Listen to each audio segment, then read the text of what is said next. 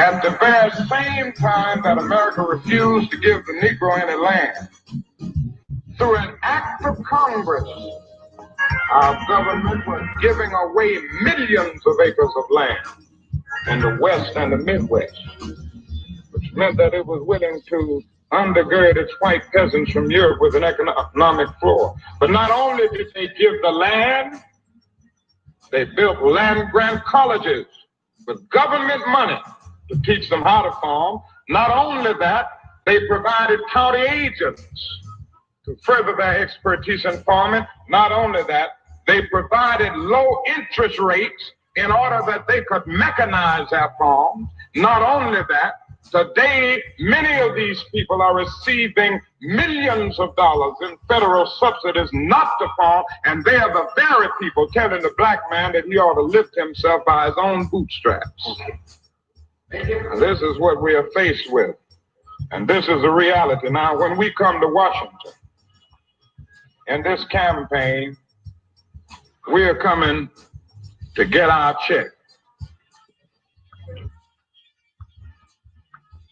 Some researchers have estimated that the value of the labor extracted from enslaved Africans was up to $24 trillion, and others up to $97 trillion.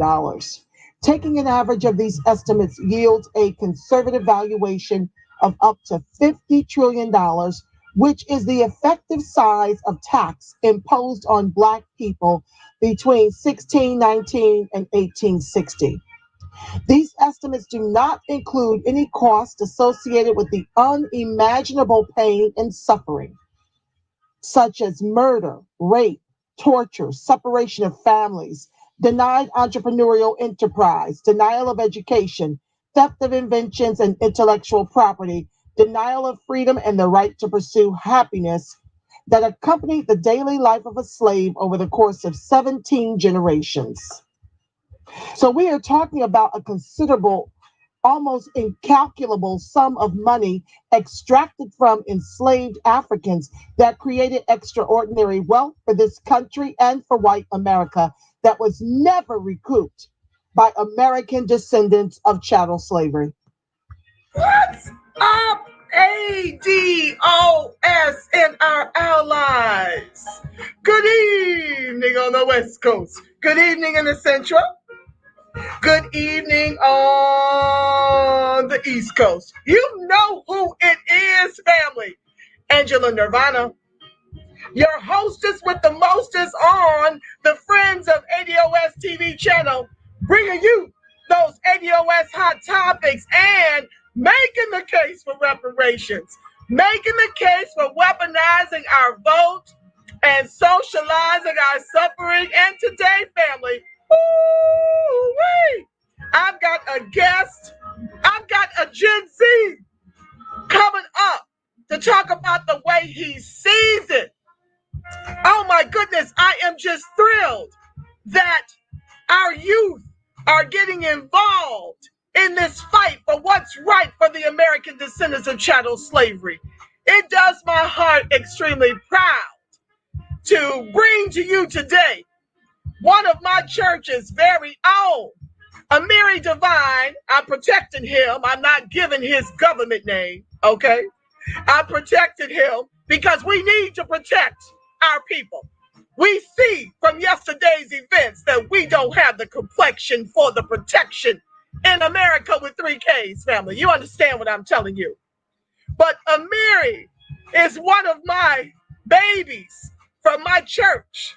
Okay, understanding principles, all right? I'm not going to give that full title either, okay? We have to protect our babies, y'all. It is imperative because we need for them to overcome what's happening in this country. And as dreadful and as abominable as it is, I feel a cleansing in this country. Aren't they? The pants are down, family. We really see who the terrorists are in this country that our ancestors built with their lives. And so my young Gen Z is going to come up momentarily to share with you about the way he sees things, about the events that are going on, and talk with you about his brilliant podcast. This brother is going off to an HBCU with a double engineering major. He is just one of the fiercest young people I have been blessed to teach Sunday school to. You know, one of the kind that he was just really progressive in the Sunday school, and sometimes you have to threaten to send him back down to his mother. But I'm telling you, who he has become as a young man and the way he is choosing to use his voice just thrills me through and through. I had to learn about it from my daughter, who is also Gen Z. I had to learn about it from her, and that he was doing his own podcast. And I'm just thrilled through and through. And I can't wait for you to meet him. We got a very hearty show for you today. Y'all know I was born to talk. I'm going to try not to read everything to you, because I got my big read on the end. But today we're going to talk about the difference in the treatment of the pro-Trump supporters who stormed the Capitol as compared to what happened with the Black Lives Matter protesters. Stark difference. Yes, America's pants have completely come off. And so now the whole entire world can see this country who goes around starting wars in the name of democracy, how little to none we have in this country. So we're going to talk about Biden sharing how, this ain't who America is with a C. And I'm here to tell you, oh, yes, it is with 3 Ks. All right. Next, we're going to get into how Oregon set aside $62 million for the American descendants of chattel slavery in Oregon during this COVID. And now we've got a so-called Black-Brown coalition filing lawsuits, and a couple of white business owners filing lawsuits claiming that that set aside is discrimination. I'm going to tell you about the way I see it, how Oregon is totally in the wrong. Yes, they should be giving reparations. We'll get into it, and you tell me what you think as usual in the chat. And we're going to talk about how many Mexicans identify as white and what we are up against, because 85% of our electorate thought it a grand idea to replace a racist in office for 4 years with racist in office for a combined 65 years based on their records. I'm not making anything up. Okay? So we're going to talk about how they chose to do that and how now the floodgates are going to be open to 22 million more immigrants. That's going to take their number to 92 million to ADOS 35 million. We got 40 million in total. About 5 million of those are Black immigrants. Now, this is not to disparage the Hispanics or the Black immigrants, none of that. That's not what I do. But it's imperative to untether who we are as Black people in this country so that you can see the 90% of ADOS whose ancestors built the country with their lives and how poorly they are faring in this country. That's the premise of this show. Every show, I'm here to strengthen your resolve and for you to go out there and recruit more ADOS to this, because if 90% of our electorate is showing up while not demanding reparations in a Black agenda in exchange for the vote, that means they don't understand that we are owed on the low end $104 trillion and about 735 billion recurring.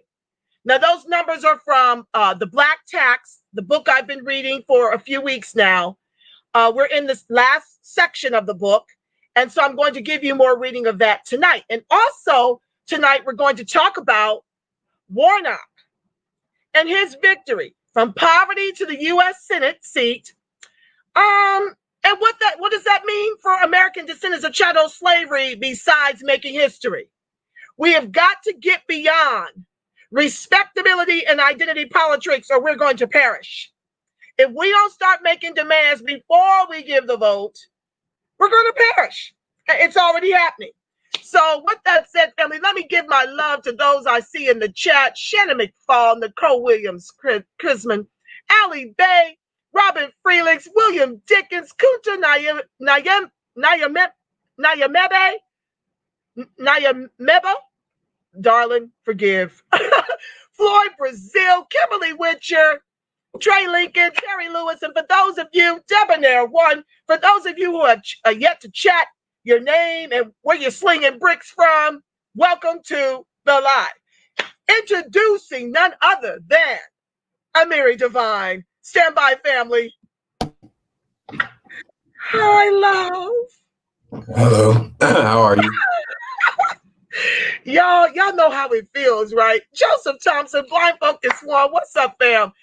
Y'all know how it feels to see these babies in diapers and then they morph into beautiful, chocolate, young Black men that love their people and are speaking up for their people. Amiri, we got Ali Bay. He's from Be the Power. Perhaps he will be impressed enough to invite you as a guest on his show. They bring young people into space. The brothers he works with, they have a brilliant podcast. Naheem is here. What's up? That's another brother from Be the Power. Y'all got to hear this brother because Naheem, I think he might be more than ready for the movement that you're building with the youth on your platform. Let me take a breath so he can introduce himself, the name of his podcast. Let's just start there and then we'll dig into the topic, okay? All right. So my name is Amiri. I am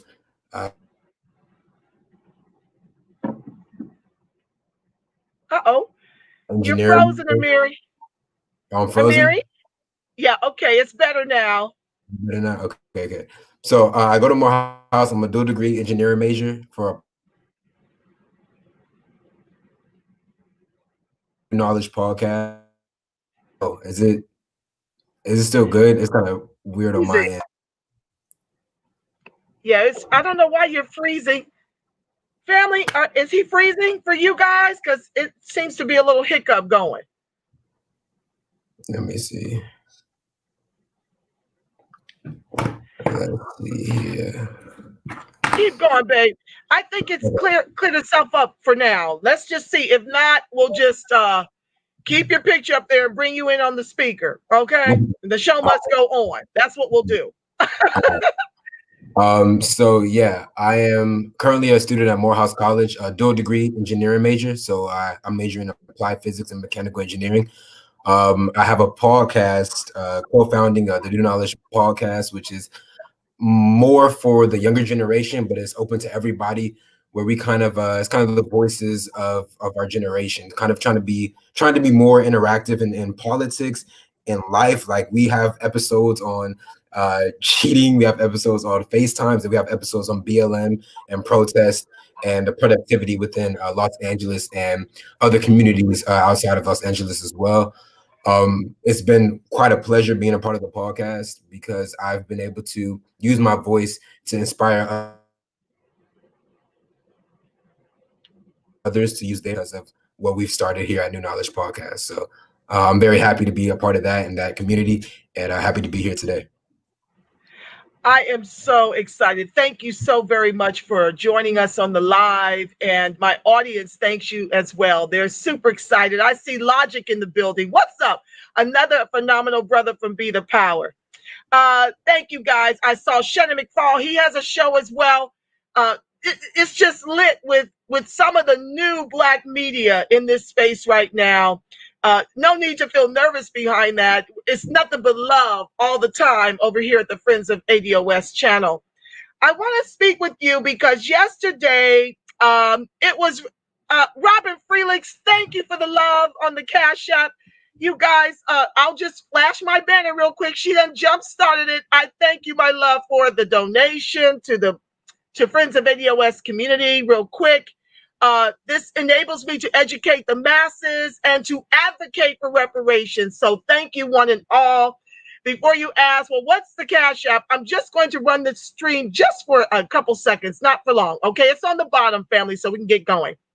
Yesterday was very telling about the racism that is very prevalent in this country that goes about the world, pretending as if it's got clean hands, pretending as if there hasn't been atrocious slavery, Jim Crow, convict leasing, redlining. Like The first part of that was George Floyd. Okay, George Floyd, God rest in power, my brother, who had his life kneed out of him while crying for his mother and urinating himself, was the first wake-up call to the world that America has bloody hands, especially when it comes to American descendants of chattel slavery. That peeled it back, right? Like folks were marching in the streets and all over the world talking about Black Lives Matter. And now, because they're not satisfied with the election results at large, with Trump and, of course, with Warnock and Ossoff down in Atlanta, we lost him. Oh, what happened? Okay, so let me get him on the phone. Okay, let's do it that way. Hold on, guys, stand by. I don't know, he's having a little technical difficulty. Okay. He says, my entire audio disconnected. Y'all let me know if you can hear him on the Bluetooth speaker. Hi, Amiri. That's okay, my love. I have you on the speaker. Let's just do it this way so we can get in and move the show forward. The show must go on. Don't worry about that part. It may be because my screens are open to do the show. I've got some news clips I'm going through as well. But I was in the middle of saying that now that pro-Trump supporters are disgruntled about the outcome of the election and the runoffs down in Georgia, they stormed the Capitol. They stormed the Capitol. I hear that there was feces smeared throughout. And what I managed to see after my daughter shared it and another person in Facebook shared, Black and brown people are in there having to clean up the mess the white folks created of the Capitol during their outlandish protest. What are your thoughts about it all? Just let you have your rant and have your say. Definitely. So, can I be heard? Do I sound good? Yes, everybody, let me know you can hear my brother, okay? Let me know you can hear Amiri. I can hear you just fine. I'm certain they can. All right. So, first, I think that everything that occurred on Wednesday was, I guess, a direct display of privilege. Because first, I've talked to different people who support Trump, people who support Biden, people who are Republican or Democratic, whatever their political standings are. And they even themselves seem to agree, within the minority of community, as well, like Black and brown people, they seem to agree that it was a disturbing display of kind of like either privilege or entitlement to something that they feel like they lost, or basically a display of a bunch of sore losers.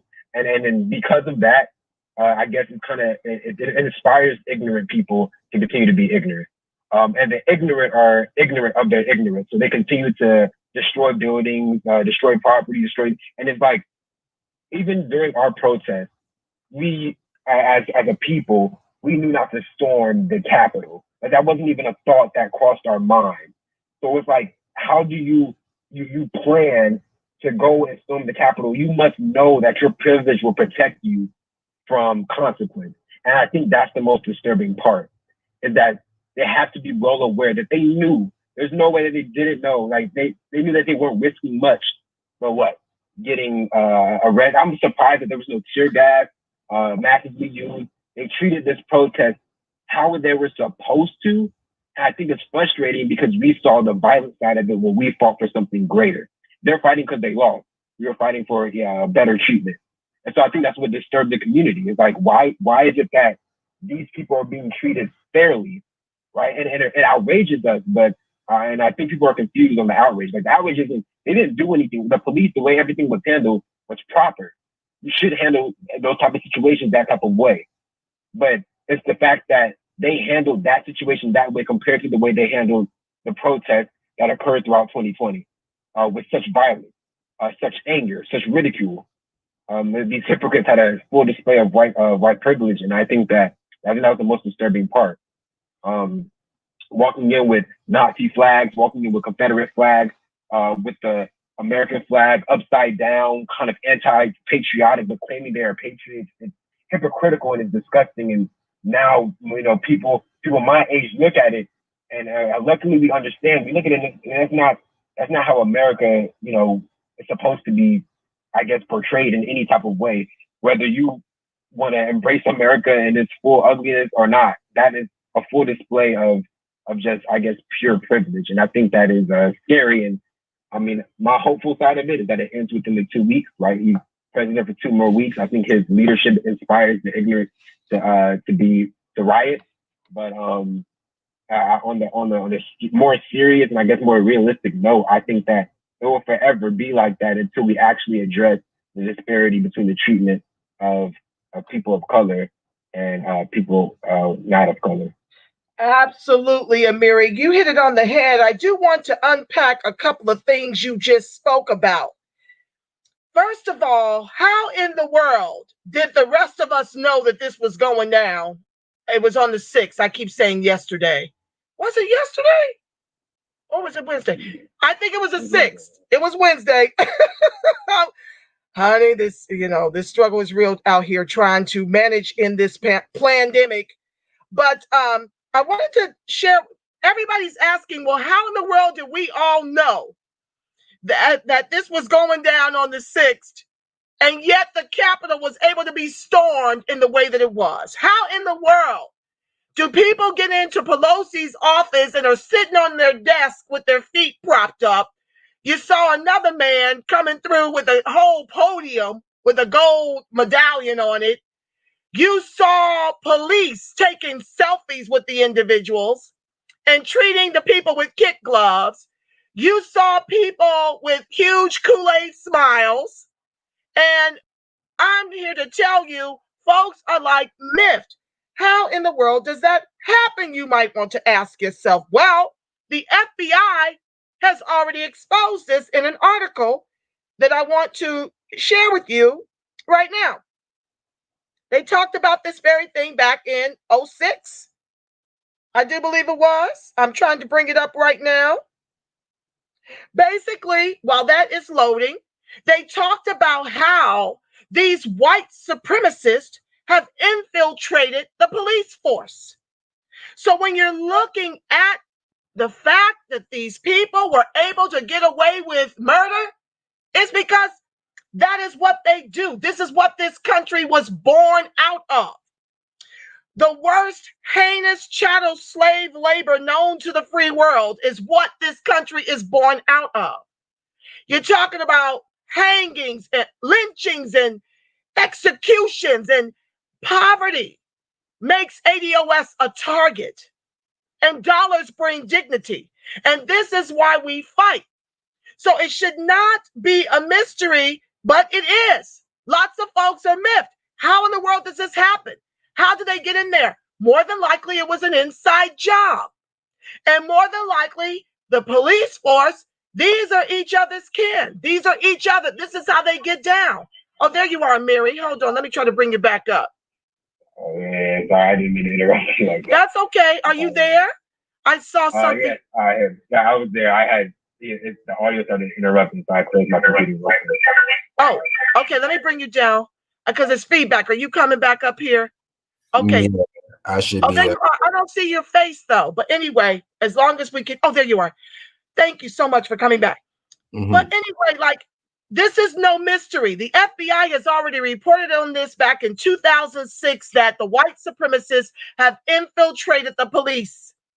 And then folks want to talk about these very casual reforms where these police are concerned. These are the police family members. They're not going, when they see these people storming the Capitol, they see people that are them. And this is what happens when this form of racism goes unchecked since the beginning of the history, before the beginning of the history of this country. We've been here since prior to 1619 to build all the wealth all the other groups plus white folks eat from. Okay. This country was formed in 1776, but no one wants to talk about the caliber of the people that formed this country. The murderers, the rapes, the thugs, the people that Trump want to accuse all the other groups of being, calling Africa, a shithole country, all this kind of nonsense he spews. They are literally displacing who they are onto the American descendants of chattel slavery to give them an excuse for government-sanctioned execution of us. And so what they do is rob you of resources because capital needs a bottom caste. And so they rob us of resources and then sit back and wonder why there's so much mishap and mayhem in our own communities. In our communities where there's black on black crime and black on black murder, all of it stems from institutional systemic racism. What are your thoughts, Amiri? Weigh in. They want to hear from you. They all want to hear from me. So first off, I think that the Trump administration throughout the 4 years have been prided on or really stuck to the idea that there's Americanism. Like, that's his thing. He wanted to and put that in all schools, that Americanism taught the way through the white man's words, so to speak. Like, the way that I learned history is gonna be even worse. I didn't learn about the great Black leaders, the great Hispanic leaders. I learned about, we learned about Rosa Parks, MLK, and we moved on to the next chapter. So this idea of continuing to weed out even people's thoughts about systemic racism, making sure that ensuring that these people do not think it exists. That is the essence of his presidency, is to continue to and the effect it has had on the communities just countrywide. So when they display that level, like, that's terrorism. Like, there's nothing American or patriotic about anything that they did. That's straight terrorism. How do you, I just can't even, it's such a bizarre occurrence. Like, how you can storm into the Capitol and destroy so much, and just only reason that they're like trying to seek out people and arrest them is because a lot of pictures came out from media posts, and like the news caught a lot of things, and I think they didn't expect. I don't think they expected as many people to be as shaken. I think the woman who was shot is really the reason why the FBI or the police force is now going out to seek the people who stole the files. But without that happening, they would not do that. And how the deaths compared to the protests, compared to like how this one, I mean, there's a video of a person being shot as well, and they're saying that a police officer even died during the riots. And so it's just like, it's terrible, and I don't know how I'm angry about how it all fell out. And I'm trying to stop being angry about how they let them kind of run the Capitol without consequence, because that's the part that angered me the most. But I think that I shouldn't be angry at the way they handled it. I should just be, I don't know. I don't know where to place that specific anger when it comes to the handling, because I mean, I was at protests where people are shouting racist things at me or looking at us crazy while we walk the streets. And I just couldn't believe that this happened at the Capitol in downtown LA, at City Hall. That they did a lot of stuff down there that was very much not patriotic. And I used to always go towards downtown, and my school was near City Hall. So it's like, I know certain families and certain people who are down there who could have been hurt just because these people are mad that they lost. Like, it's got excited because what a bad sportsmanship. Like, it's so disgusting. It's so disgusting to see, and how us educated people and the information we put out is pushed aside just because everybody is so focused on the entertainment aspect of the entire unfolding of this incident. Right? Everybody's focused on the funny part, up on the and all of that stuff. I mean, it just truly shows how ignorant that some people in this country can be. Absolutely, Amiri. I want to talk about the difference in the numbers. They're talking about, I think 5 people were killed in the day before yesterday's event, the insurrection at the Capitol, because that's exactly what it was. Speaking of which, the media does a dreadful job of trying to give cover to the nonsense that happened at the Capitol. Do you understand the threat that poses? This is worse than when the terrorists dropped the bomb on, well, that's what they claim, I've got my ideas about what happened with the World Trade Towers. But do you understand what the mess they made of that, how they went in on the Muslims for blowing up the World Trade Towers, and then the Pentagon was hit? This was more egregious, to actually storm the Capitol. I mean, got in there and did damage. This is a serious threat to the country. But all the while, they want to paint American descendants of chattel slavery as being terrorists. All the while, we still don't even have an anti-lynch law that has been passed successfully through the House and the Senate. And please don't come with your blame game about how Obama couldn't get it done because of the Republicans. He had a trifecta his first 2 years, and the anti-lynch law is still not law. That bill still has not been passed. Okay, so let's talk about it. When you talk about the George Floyd protests, I don't even know how many people were arrested, but let me help you understand something. And this is understated. They say 19 plus deaths. It's far more egregious than that. I've not been able to get a tally because the George Floyd protests didn't just happen for George Floyd. This thing was ongoing in many states. And then they say 14,000 plus arrests for marching for Black Lives to Matter in this country. And you see the parallel between this and what transpired on Wednesday. It is abominable.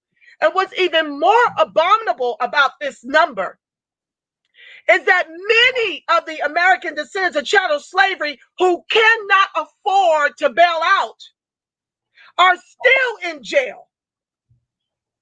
They can't afford to bail out. Unlike, as you saw Cal Rittencracker, as you saw him go through a Black Lives Matter protest, execute 2 protesters, and maim a 3rd, he was able on a GoFundMe to raise, I want to say, $250,000 to $500,000 to bail and hit the streets.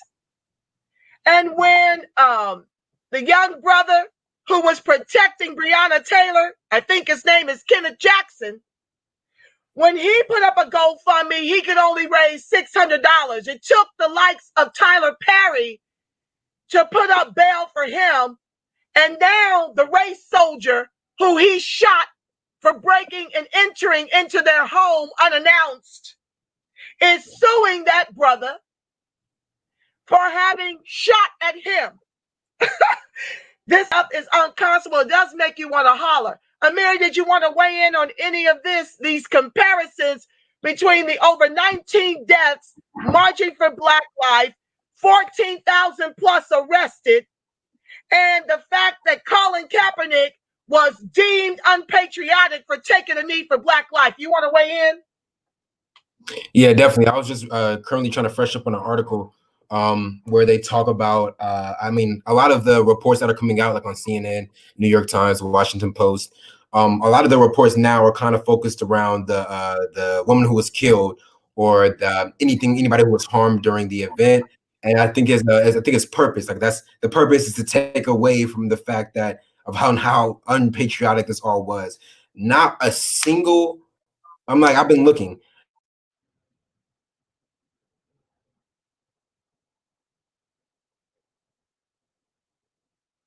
Oh my goodness, Amiri, you're freezing.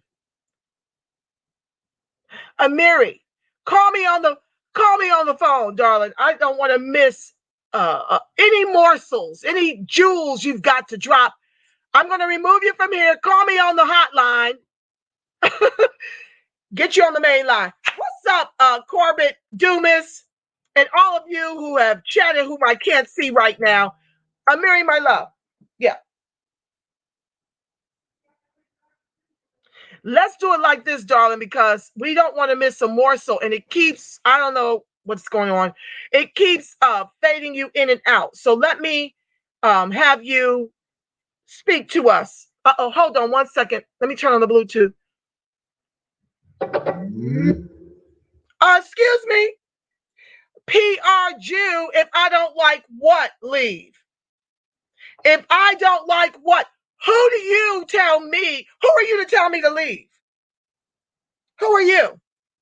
My ancestors built this. Why don't you leave?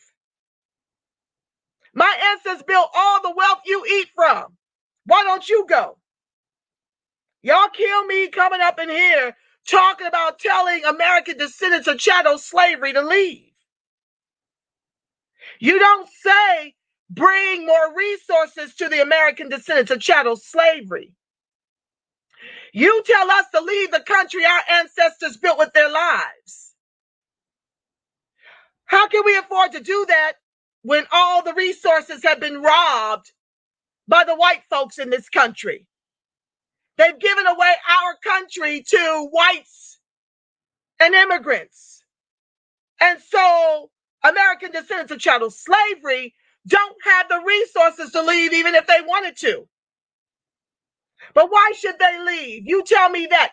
Why should American descendants of chattel slavery leave the country our ancestors built with their lives? Our blood and our bones are in this soil. And you guys are quick to tell us if you don't like it, leave. What's up, Denise Jarrett, expert stylist? Pete Burley, welcome to the live. Y'all got some unmitigated gall. Y'all don't come over to the wrong channel with that nonsense about leaving. We're not going anywhere until they cut our checks in the trillions over multi-generations. Once that's set up to fund directly into our accounts, the way I'm sure you got your COVID relief, that's our reparations that they claim they don't have to give to the American descendant of chattel slavery. All the money spent on wars to lie to the world that we're democratic over here, that's our reparations. Yeah. All that they spending, all that they lining their pockets with, that $100 trillion egregious racial wealth gap, stolen during the Homestead Act. Yeah. That's how they got that. So, we gladly leave once they cut that check. We will gladly get out your way and go where we are loved and desired. Yeah. But until then, all we can do is sound the alarm and get people like you all the way together on who built this. So this is a show for that. Welcome to the live. Go ahead, Amiri. You were saying before we disconnected. Could you go back a little bit on the morsels you were sharing? You were talking about an article you were reading about how the news media chooses to focus on the damsel who chose insurrection. Go ahead, please. Yes, of course. So I was saying that a lot of the news stations have been focusing on the deaths or the death or harm or people who are harmed. And as interesting as that is like not many news stations are talking about how unpatriotic it was. It's more like they kind of steer more towards tragedy. At least the articles that are gaining traction now. I know a few people, like Jimmy Fallon, some of those night show hosts have spoken out against it publicly. So that is very good. They have deemed it unpatriotic, and I've seen it, but they've always been more anti-Trump. I haven't seen more neutral news stations come out and talk about how unpatriotic it was. However, no news station, or nonetheless, no news station will also touch how it was a display of privilege. No news station at all. I've been searching. That is not. No news station says like, oh, this was an act of white privilege or anything like that. Instead, they slap Trump on it. Like they say, oh, these are just Trump's followers saying, acting out of, I guess, anger. And, Trump kind of encouraged it on. I think his mere presence influences them to do whatever they do. But he told them he loved them, which was a totally opposite response to the BLM protest that did nothing to go against his presidency, right? So it's very disgusting how much I'm witnessing right now. I don't think that I saw somebody just said I'm just seeing this, or somebody said like white people are immigrants. So like that's another thing too, is like the outrage and the they think that just because they're white you can't not be patriotic, you know, like just because you're white automatically that's within instilled in you, you are now American. And I don't think that we should operate like that. For most of my life, I tried to avoid being American for that one thing, that it connected me to the tragedies of a people that I was never, that hurt my people. Like I don't want to be connected to the tragedies nor achievements of white people, because most of it came at the pain and struggle, right? The stealing of what my people accomplished. So all in all, I just think that when it comes to this, it's scary how we start off our year with a straight up show of white privilege. Like, how does that influence the rest of what else occurs for the rest of the year? How am I supposed to tell my friends who are a little bit less educated on this? How do I tell them how to react or how to feel based on this? They may not know exactly how detrimental this is to just patriotism, or just what America is, or just what you're allowed to do within the United States, depending on the color of your skin. Because everybody would say this: if there was black people storming that building, there would have been murders. There would have been more National Guards, more police, more all that. The LAPD is known for whooping people, and they barely did their job when it came to that Wednesday, when it came to City Hall. So it's like, come on. It's like, you can't. America needs to start facing reality. The reality is that this race, disparities in this country is just, it's too apparent now, and it's nothing. I haven't seen anything result of this. I haven't seen any apology on behalf of the Trump administration. It was their fault. You know what I'm saying? Like, you're a leader. You got to take the fault of the people. You're as strong as your weakest link. He ain't that strong himself. So yeah. It's just, how do you spin that? And I mean, I think that once again, a disgusting display of power, a disgusting display of privilege. And I just want to see how it falls over within the next few weeks. Biden spoke on it. I don't think his words were as powerful. I think it was a quick speech. But it definitely did calm some people, knowing that his attitude, his change in energy, a little bit more positive than Trump's and his following. So I guess people are looking forward towards that new change of presidency. But I don't think that he's not giving up. Trump isn't giving up. So it's like, I don't think that these people are going to give up either. And I didn't even know that many white supremacists. I mean, like, I knew white supremacy existed, but, you know, I'm still young. I haven't seen that. That was like for me, that was like a KKK moment, you know? It like, absolutely was a KKK moment. And what I need you to understand, my love, is that it's from both sides of the aisle. The reason why this country is ecstatic that Biden Harris have won is because they prefer covert racism over the overt racism of Trump. So please understand, we're dealing with the Dixiecrats and the Confederates. Nothing has changed, young man. Nothing has changed for American descendant of chattel slavery. It's just that the racism can be a lot more slick under the Democratic Party. But when you look at the records of Biden, the author of the 94 crime bill, and you see close to 1 million Black men on lockdown in this country that our ancestors built with their lives, many of whom are there for nonviolent offenses, more than all the women in prison throughout the entire world. And you see that Kamala Harris laughed about putting mothers of truant children who were truant because they had medical challenges, or because the mothers had to work 2 and 3 gig jobs just to make ends meet. She laughed at putting them in jail. She was responsible for not prosecuting the race soldiers who murdered, who were responsible for Mitrice Richardson up in Malibu being murdered. You understand? She is Cali's top cop. She told the governor, when he implored upon her to free the nonviolent offenders because of the jails being overcrowded. No, she needed them for the new slavery, $1 a day to put out fires in the White Hills, the White homes. When those, you know how those fires blow through Southern Cal? Yeah. She needed them to put out those fires. She told the governor as Attorney General no. So I know you're new to this, and I'm just thrilled. I'm going to let you go, but I'm thrilled to have had you as a guest for part of the time on my show.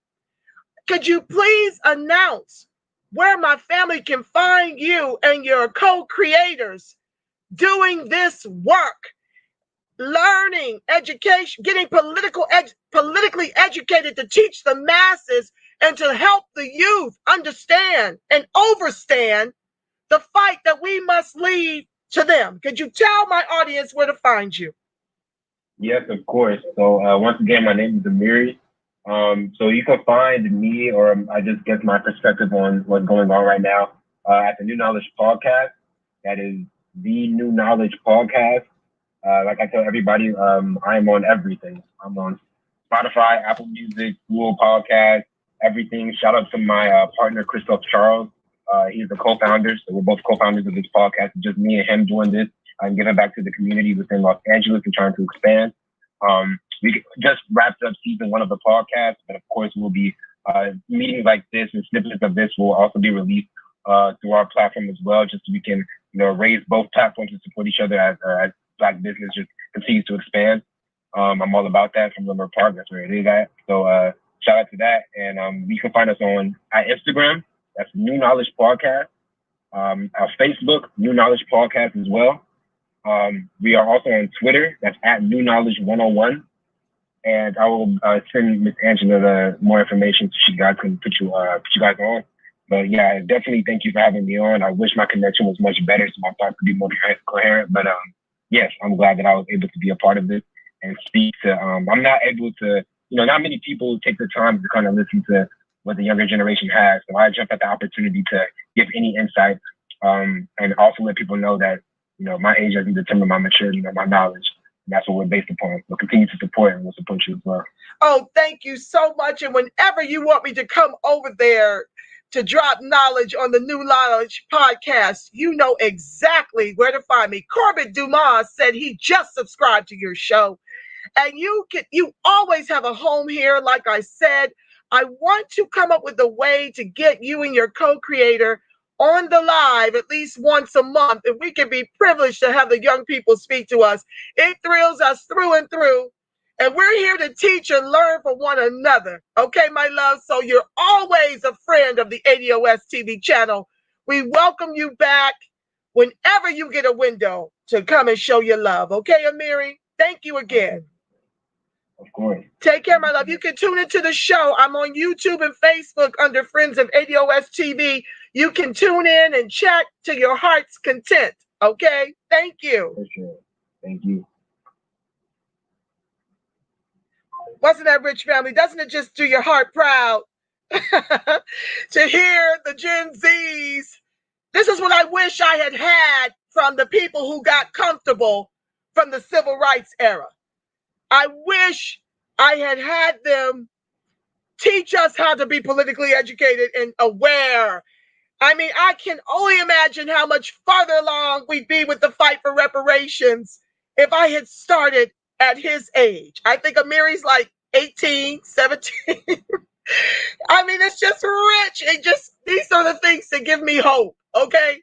So anyway, welcome Zaquan Akbar to the live. I love you, Black and Strong. Thank you so much for being here. Now, I do want to address somebody that said something about they're going to keep treating you like crap. Where was that comment at? If you don't like it, leave. Okay, I addressed that. And someone shared, you're the immigrant. If you're European, if you're anything other than American descendant of chattel slavery, then you migrated here. We were dragged here.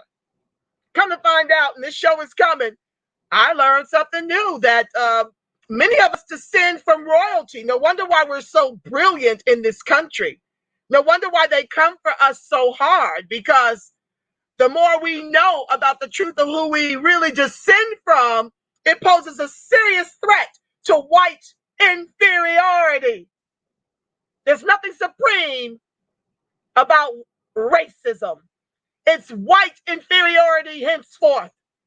Okay, so someone said no point in getting political. Whoever in power will crap on you.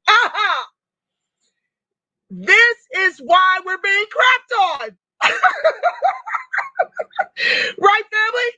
This is, you guys don't want us to become political because politicians respond to pressure, not applause.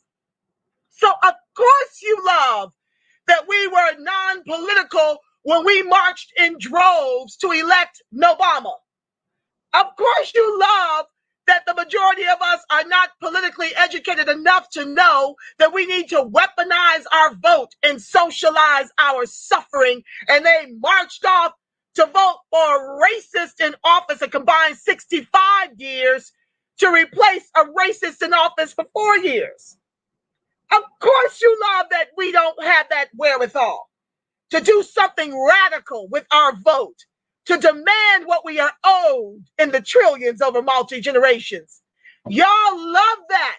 Well, guess what? That new black media is woke, and we're speaking up and we're speaking out, and we don't need nobody's permission to become politically aware and to educate the masses and to advocate exclusively for American descendants of chattel slavery. We are proud.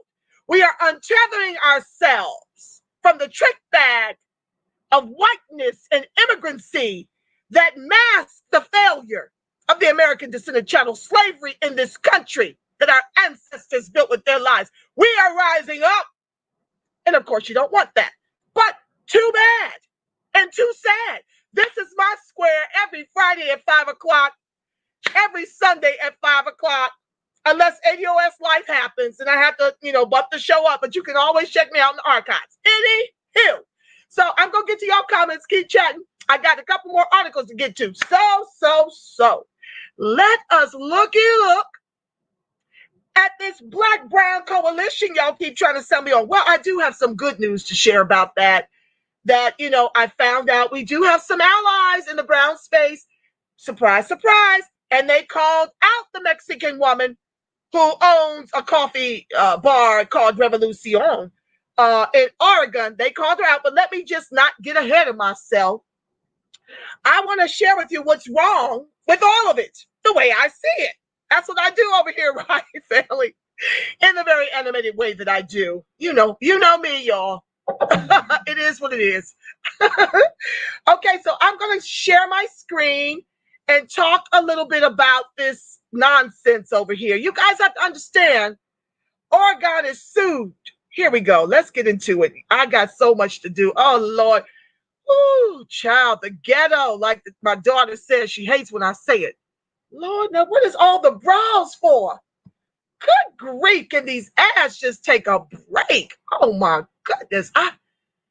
Oh, Lord. I try to find these articles that don't have all this going on. Let me just report the ad.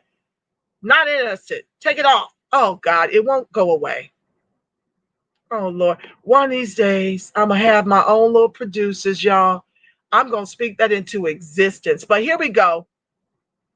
So, Mexican-American and 2 white business owners sue Oregon for racial discrimination after $62 million in COVID relief funds were set aside for Black-owned businesses. And hold on one second. I don't know why this is there. 2 lawsuits have been filed challenging Oregon's $62 million fund set aside to help Black business owners and residents during the pandemic. The suits, launched by 2 white business owners and a Mexican-American, allege racial discrimination. One joint suit is by owner of logging company Great Northern Resources in Walter Lea, who owns Dynamic Service Fire and Security. The other is by Maria Garcia, the Mexican-American owner of Revolucion Coffee House in Portland. The Oregon CARES Act earmarked that portion for Black residents because the pandemic disproportionately affects Black and brown populations. Now the remaining $8.8 million is on hold during litigation. Okay, this relief fund that earmarked millions for Black residents and business owners had been halted due to lawsuits led by one Mexican American and two white business owners who allege racial discrimination. Let me take a breath. You guys have got to understand that a lot of these immigrants, especially those who have money or who have come up on the set-asides that were due us through affirmative action, which now benefits white women, as we saw the white privilege of the women who were smiling and taking photos at the insurrection yesterday, the day before yesterday. We saw what happens when you've got affirmative action that benefits you, white women. Due in large part, they fundamentally benefit from the affirmative action due us, okay? Second to that are immigrants. Yes, they get the set-asides. They come over. Many of them, which you don't know, come from money. A lot of these immigrants, these new immigrants, come from money. They're not the orange pickers. Do the research. I don't have time to go through all of that. But a lot of them come from money, which is why there's so much pushback for the ones at the border. The ones at the border don't come from that money. So the color of white in this country is green, ladies and gentlemen. I've shared this with you on many of the archives. This is my square. So what happens is this Mexican American more than likely got set aside to build Revolucion, her business. And now she's upset. More than likely, this is what they do, right? AOC is famous for it. AOC is famous for it. I'll share it in a moment. But she's famous for pretending not to know Black and then claiming to be Black and then claiming to be Jewish. All these different things, right? Because it's convenient. When you look white, identify as white, come from money, you can just pass as white when it's convenient. Then you can pass as Black when it's time to collect reparations, or in this case, COVID relief. Back to the article, the state of Oregon had set aside $62 million of its $1.4 billion federal pandemic relief money to help its Black business owners, community organizers, and residents going through hardship after data suggested coronavirus disproportionately infected and killed Black people. However, the remaining $8.8 million is on hold as the relief fund faces legal challenges and the litigation could take years. The first lawsuit came from the white owner of logging company Great Northern Resources, which is based in the city of John Day. Now look at this Mexican-American woman. It was later joined by Walter Lea, the 62-year-old white owner of Dynamic Service Fire and Security, a small electrical services company in Salem. And this is Maria Garcia. Now, if you were to check the census and check to see how she identifies, what would your guess be? Mexican or white? Moving on. Leah said that he's on the verge of laying off employees if he doesn't receive relief money soon. He said that an earlier loan of about $20K from the PPP was enough to cover payroll for about 2 months. It's discriminatory, he said on the fund to the New York Times. It's locking up a bunch of funds that can only be used by Black businesses when there's a ton of other businesses out there that need access to those funds. It's not a white or Black thing, it's an everybody thing, he said. How many, family, Black Wall Streets have been burned down throughout this country? How racist was that? And this is what is problematic with Oregon trying to give relief, piggybacking off of a COVID bill. Instead of giving the Black descendants, the American descendants of chattel slavery, reparations. Now, $8 million of what I'm sure we still need is being tied up through litigation because you're trying to give them reparations through a COVID relief. Did not tell y'all that they are using this pandemic to make everyone whole.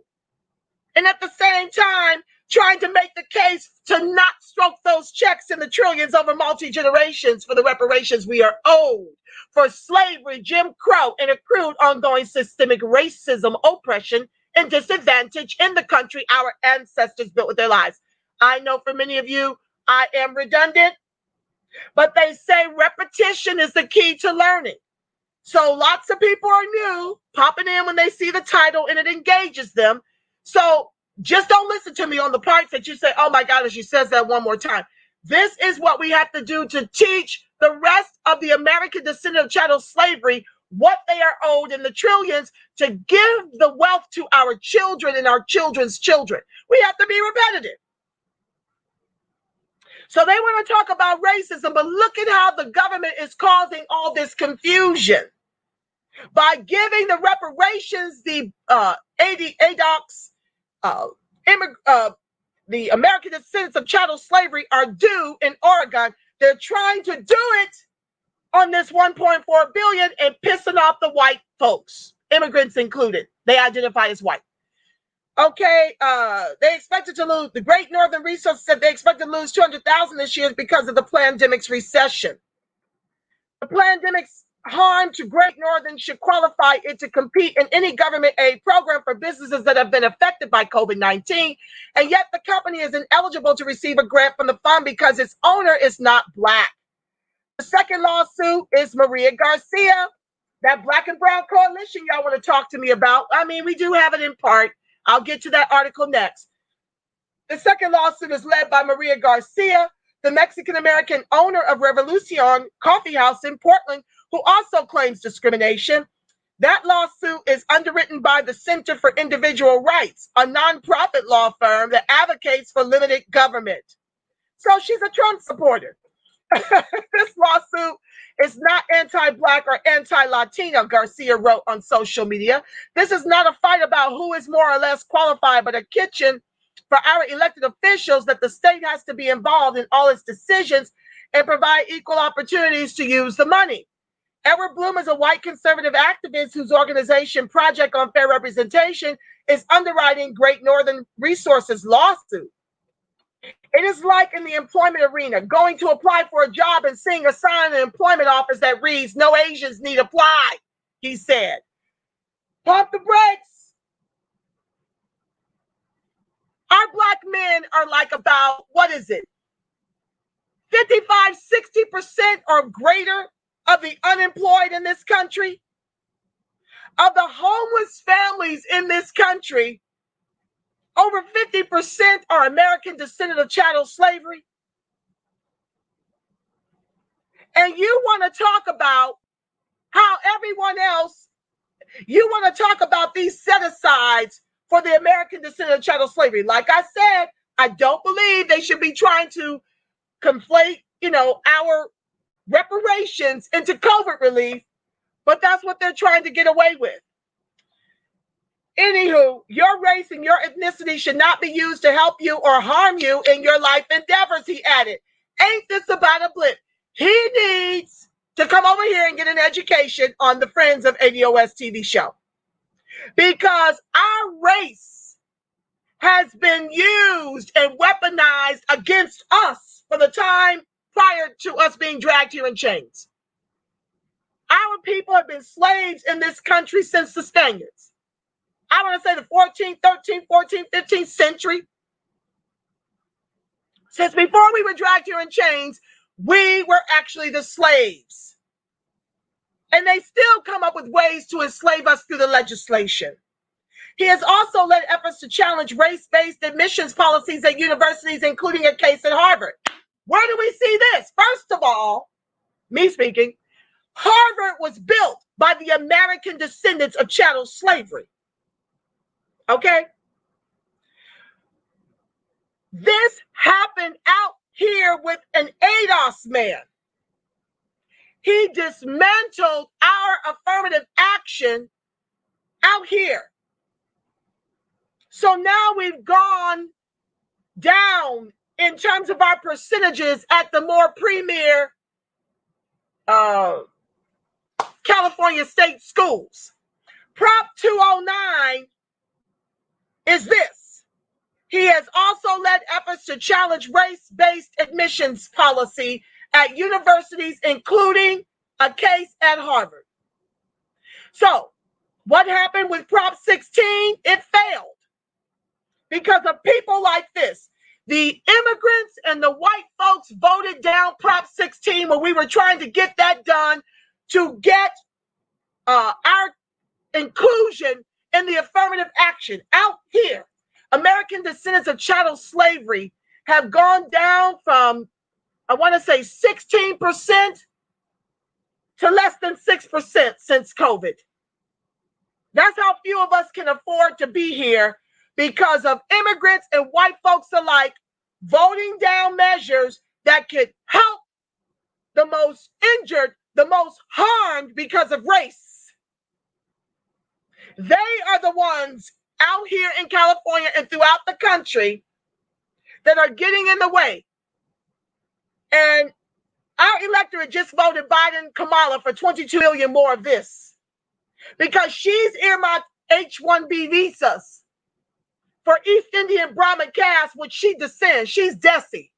Desi is her middle name. Desi means full-blooded Indian, which means her father, who shares about descending from slave owners in Jamaican, is Indian Jamaican. Her mother is East Indian Brahmin caste. Her middle name is Desi because she is purebred Indian. East Indian Brahmin caste is at the top of this pyramid in India, which makes her white. Now she's married to either a white or Catholic or Jewish banker. And the bottom, Martin Luther King Jr. went to India and came back to report to us that the bottom are the Dalits, which is American descendant of chattel slavery in this country that our ancestors built with their lives. So these immigrants, not all, this is a problem. This is a problem. They voted down Prop 16. They don't want us to have quotas. Prop 16 didn't even have quotas in it. I don't understand Prop 16 without quotas. So it's kind of good that that failed. We need quotas. We absolutely need to go back to quotas because that's when our people were successful and accomplished. When they had to take the boomers, when they had to give them jobs, when they had to give them education. What's happening to our children now whose parents can't afford to educate them? They're being set up for the preschool to prison pipeline is what's happening to the American descendant of chattel slave children in this country with 3 Ks. Because there's no quotas, there's no set-asides. White women, immigrants, and LGBTQIA benefit from the affirmative action that was due us to make us whole. And we are now the anchor of America. While folks want to tell me to go somewhere and assume a lotus position. Namyeho Renge Kyo. Yeah, folks are mad with me because I won't shut up.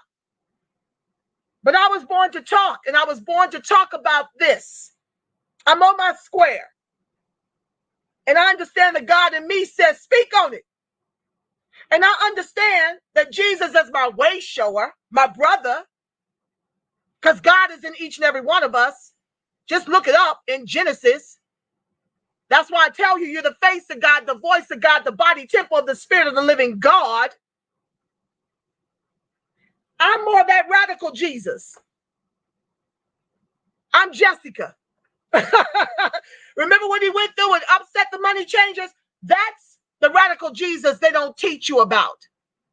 That's the radical Martin Luther King Jr. they don't teach you about. That's why the passive Martin Luther King Jr. they teach you about.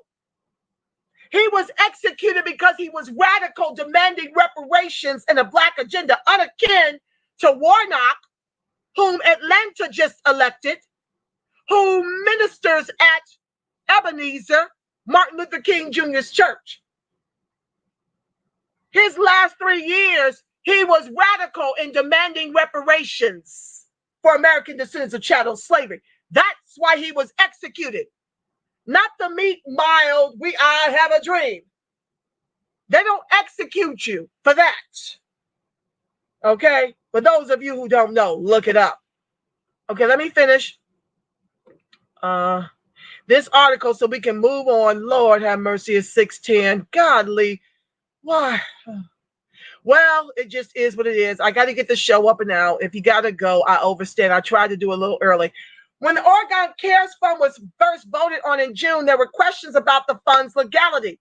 The Oregon Legislature's Emergency Boards Council office warned at the time that setting aside funds for one race could be considered unconstitutional. But Governor Kate Brown and Attorney General Ellen Rosenblum backed the fund and promised to defend it. State Senator Lou Frederick, who is Black, said it was finally being honest. This is who needs this support right now. Yeah, because we don't have a backup plan. They stole it all. Black salon owner Joy Mack from Portland says she struggled to keep her business afloat amid the pandemic, and the aid from the state helped her tremendously.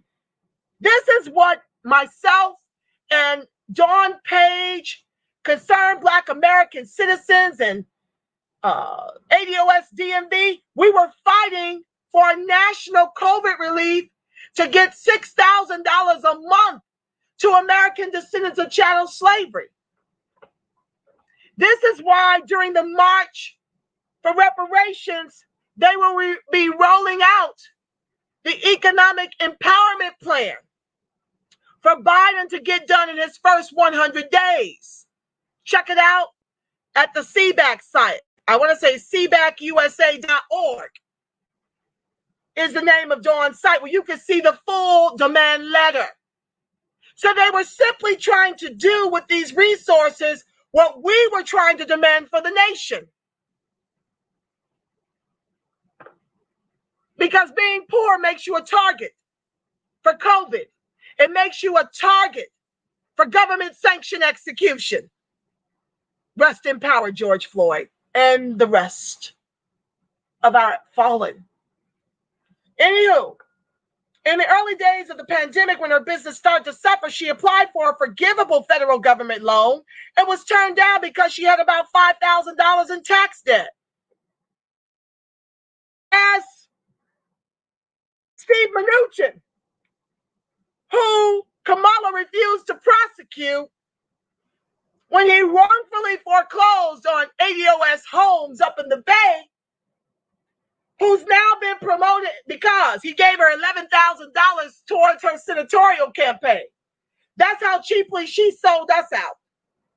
Wouldn't prosecute him when he was with One West Bank for wrongfully foreclosing on American descendant of chattel slavery home up in the Bay. Now he's National Treasury Secretary and lining the pockets of his billionaire buddies in the trillions. But she was denied because she had a $5,000 tax debt. Later, she was able to get a $5,000 grant from the city and a $10,000 disaster loan from the federal government and took out lines of credit. ADOS Life. Eventually, she received a grant from the Oregon CARES Fund. She hasn't said how much, but says it saved her from closing down under the weight of tens of thousands of dollars in debt. This is what's problematic about tying COVID relief to a federal spending bill.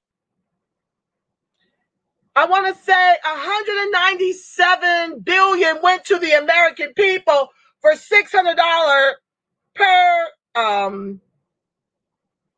it's $600 per person, including dependent children.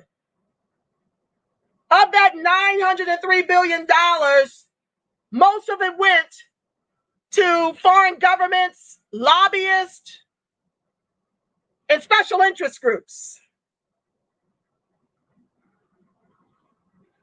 Let the people eat dirt while they're dying disproportionately from COVID. But they won't give you Medicare for all while we're dying disproportionately from the COVID. But those vaccines are free.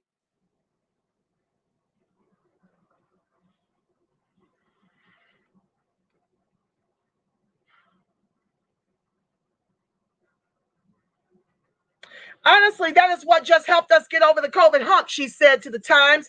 Though Congress has extended the deadline to the end of the year for states to spend their CARES Act funds or return the remainder to the government, some worry that the money could be lost as legal battles drag on. Okay, in Oregon, Black residents make up about 2% of the state's population. As a state, as a country, it is unusual for us to provide adequate resources to Black people. For some folks, it's shocking, it's distasteful. And Kenge Harmon Johnson, the president and chief executive of the Urban League of Portland, said, the dispute comes amid the nation's long battle over affirmative action and the Black Lives Matter movement that spread across the country this summer. However, Supreme Court rulings have established over the past decades that race-based policies are only constitutional if they achieve a compelling governmental interest. Like I said, this should be reparations. But do you see how immigration is being weaponized against us? Do you see how people of color and minority, even African American and Black, is being used to mask the failure of American descendants of chattel slavery in the country our ancestors built with their lives? Do you see the trick bag? They want to just gloss over it by giving away all of our entitlements to all the other groups but us and pretend like race is not an issue in this country. Okay, for example, the court has allowed race to be used as a factor in college admissions to achieve student diversity. However, the statistics of the pandemic weigh heavy on the controversy. Today's economic and health disparities stem from past policies and practices. This is why it should be called reparations. Some of which were historically and explicitly racist as per social scientists. That contributes in part to why Black people and people of color are so severely impacted by the virus. Many of them work essential jobs or don't have access to medical care or don't have access to a job at all.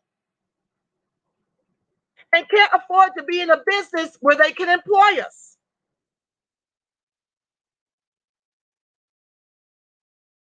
Okay, supporters of the fund argue that the $62 million accounted for 4.5% of what the state received, which left plenty for non-Black residents.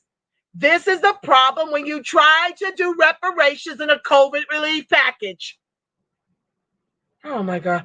Further, other aspects of COVID-19 related funds were tailored to other racial and ethnic groups, such as a $10 million fund by the state that largely benefits undocumented Latino immigrants and one created by Portland officials to aid a district of predominantly Asian-owned businesses. Then why not sue them? Why not sue for the undocumented Latino money? Why not sue for the Asian-owned businesses? No, they come after the American descendant of chattel slavery money. A Stanford University study found that the number of Black business owners nationwide dropped by 41% from February to April amid the pandemic. 41%. Because we were barely on oxygen before the pandemic. These are struggling Black businesses because of institutional systemic racism. This is why we're on our square until they what? Cut the check in the trillions over multi-generations. Need I say more? The number of business owners among Latinos plunged 32%, Asians 26%, and whites 17%. But we build all the wealth while their businesses thrive more so than ours. State Rep Janelle Bynum defends the Oregon CARES Fund, saying without it, it'll perpetuate the disparities Black residents face. Without that intentionality, without them actually caring that the money flows through our communities, they'll never have to do anything to change the status quo. I'm not okay with that, she said. As of December 31st, Oregon has recorded more than 113,000 COVID-19 cases and more than 1,400 deaths. Ooh, Jesus. Okay.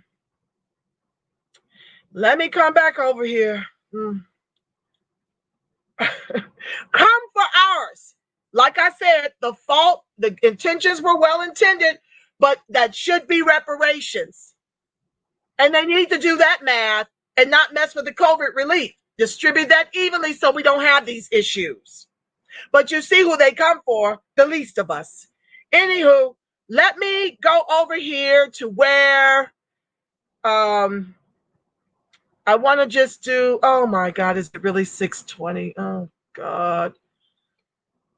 Okay, I may do Warnock on Sunday. Let me try to get through the rest of this portion, and then we'll get into the reading. I may not get to read as much tonight as I hope, but we'll get through as much as we can. I don't like to detain you past 2 hours. Okay, let me talk about how we do have some allies that are speaking up about what's happening.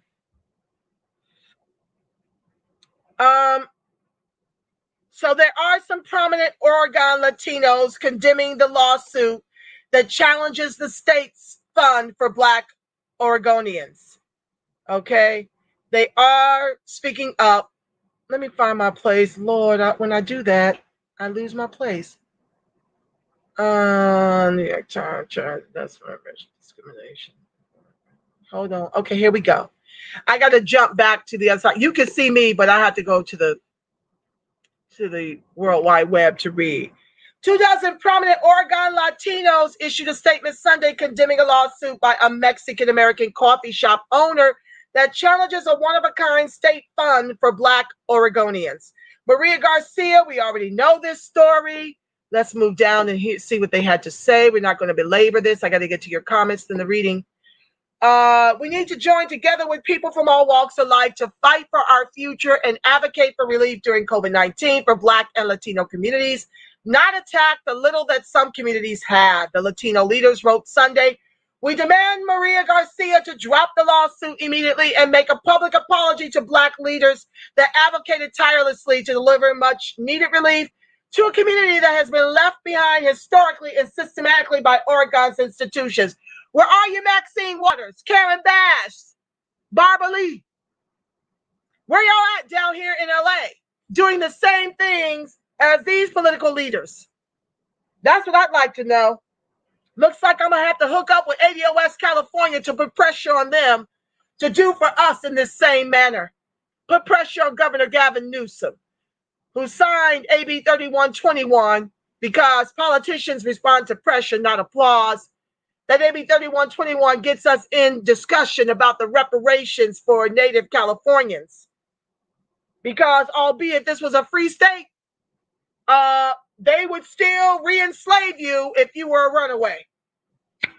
They drop dime on you and put you back in slavery. Okay? So there's a lot to the history of slavery out here under the auspice of being so liberal.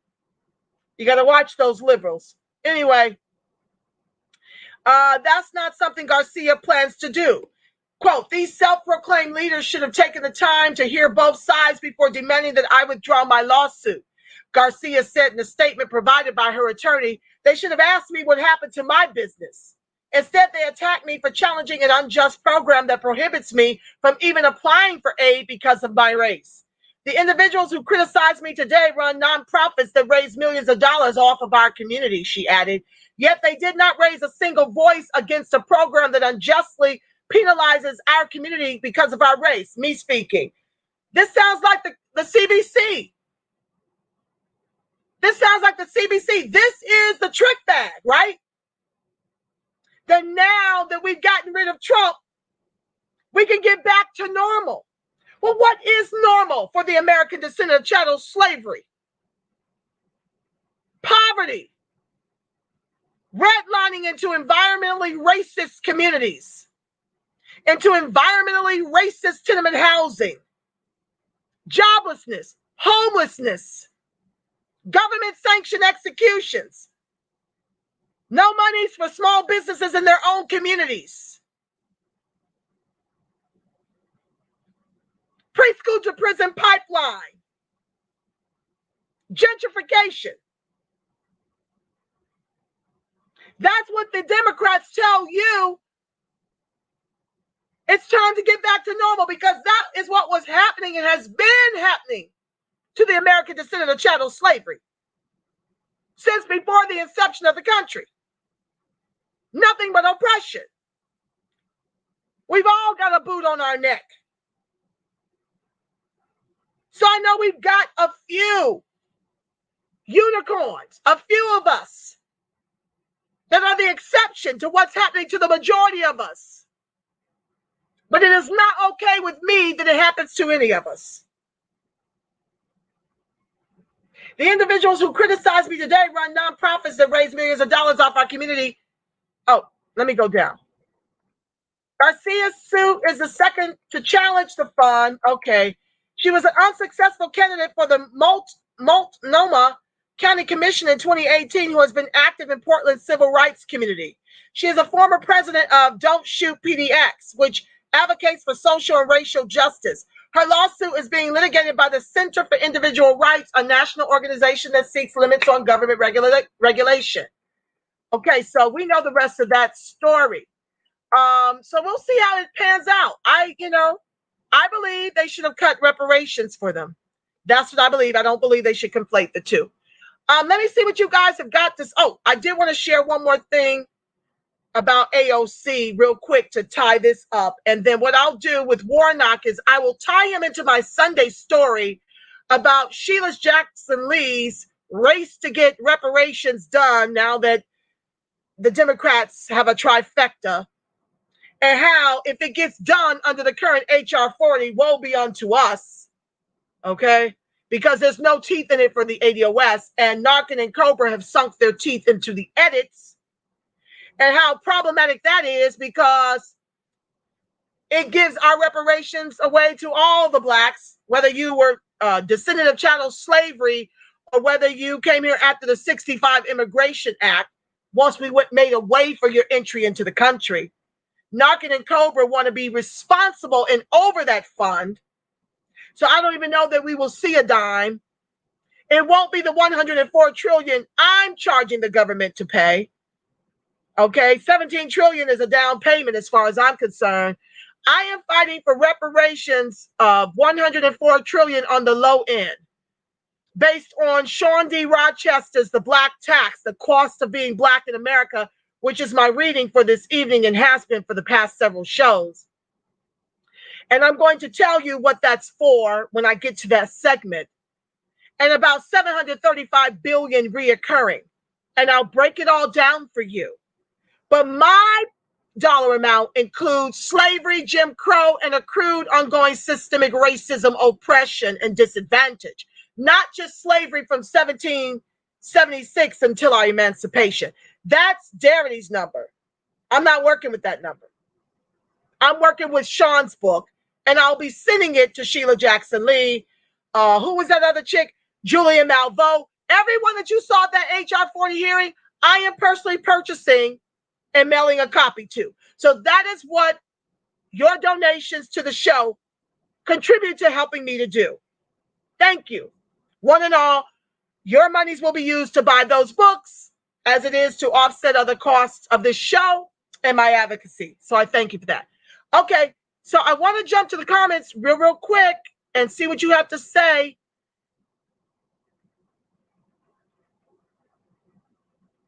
I'm just doing the pertinent one so I can get to the read, because I got about 30 minutes to read to you. I hope you got your libations. Floyd Brazil, welcome to the live. Houston, Texas in the house. Line Focus One, welcome. I'm going to the pertinent comments only, family. Joel Jones, yes, imagination is powerful, my love. Welcome to the live. Frida Gillespie, welcome to the live. Michael Allen, hi, my beloved. Okay, jumping down. Michael, Gem City, Dayton, Ohio. Ohio, I love it. You have a sound mind, young man, to interview everyone. Yes, he does. That's Amiri McKinnon. Oh, Divine. Lord have mercy. That's my baby from Sunday school. And yes, he needs to be in all the spaces speaking up and out about the way they see it as our youth. Logic says they're not ignorant. They know exactly what they're doing. Absolutely, family. Frida says, you damn right. Doing something like that would never cross ADOS minds. Absolutely. We're talking about the top of the show when I had Amiri on, talking about the insurrection at the Capitol, okay? Because they don't want to call it that. That's what another point I was trying to make was how the media is trying to whitewash even those events. They do something as heinous as that, while when we're executed by government sanction, there's, scrambling away to find any records against us to try and justify our execution. Woo-wee. The U.S. Logic says the U.S. flag upside down is a symbol for distress. Absolutely. As a matter of fact, our very beloved Ted Hayes, who is a civil rights advocate and civil rights activist and homeless advocate here in Southern California, he goes over to Venice and turns the flag upside down as a symbol for distress for the ADOS. Boxing 5418, I think Trump will pardon every one of those folks at the Capitol. Boxing 5418, probably right. White privilege. Joel says, this isn't our fight or our democracy. Let's not ask why they got away with it. It doesn't matter. We have to stay focused on the prize and use this moment to advance our cause. No time for emotional question. Who gives a damn? Joel, this is not a democracy.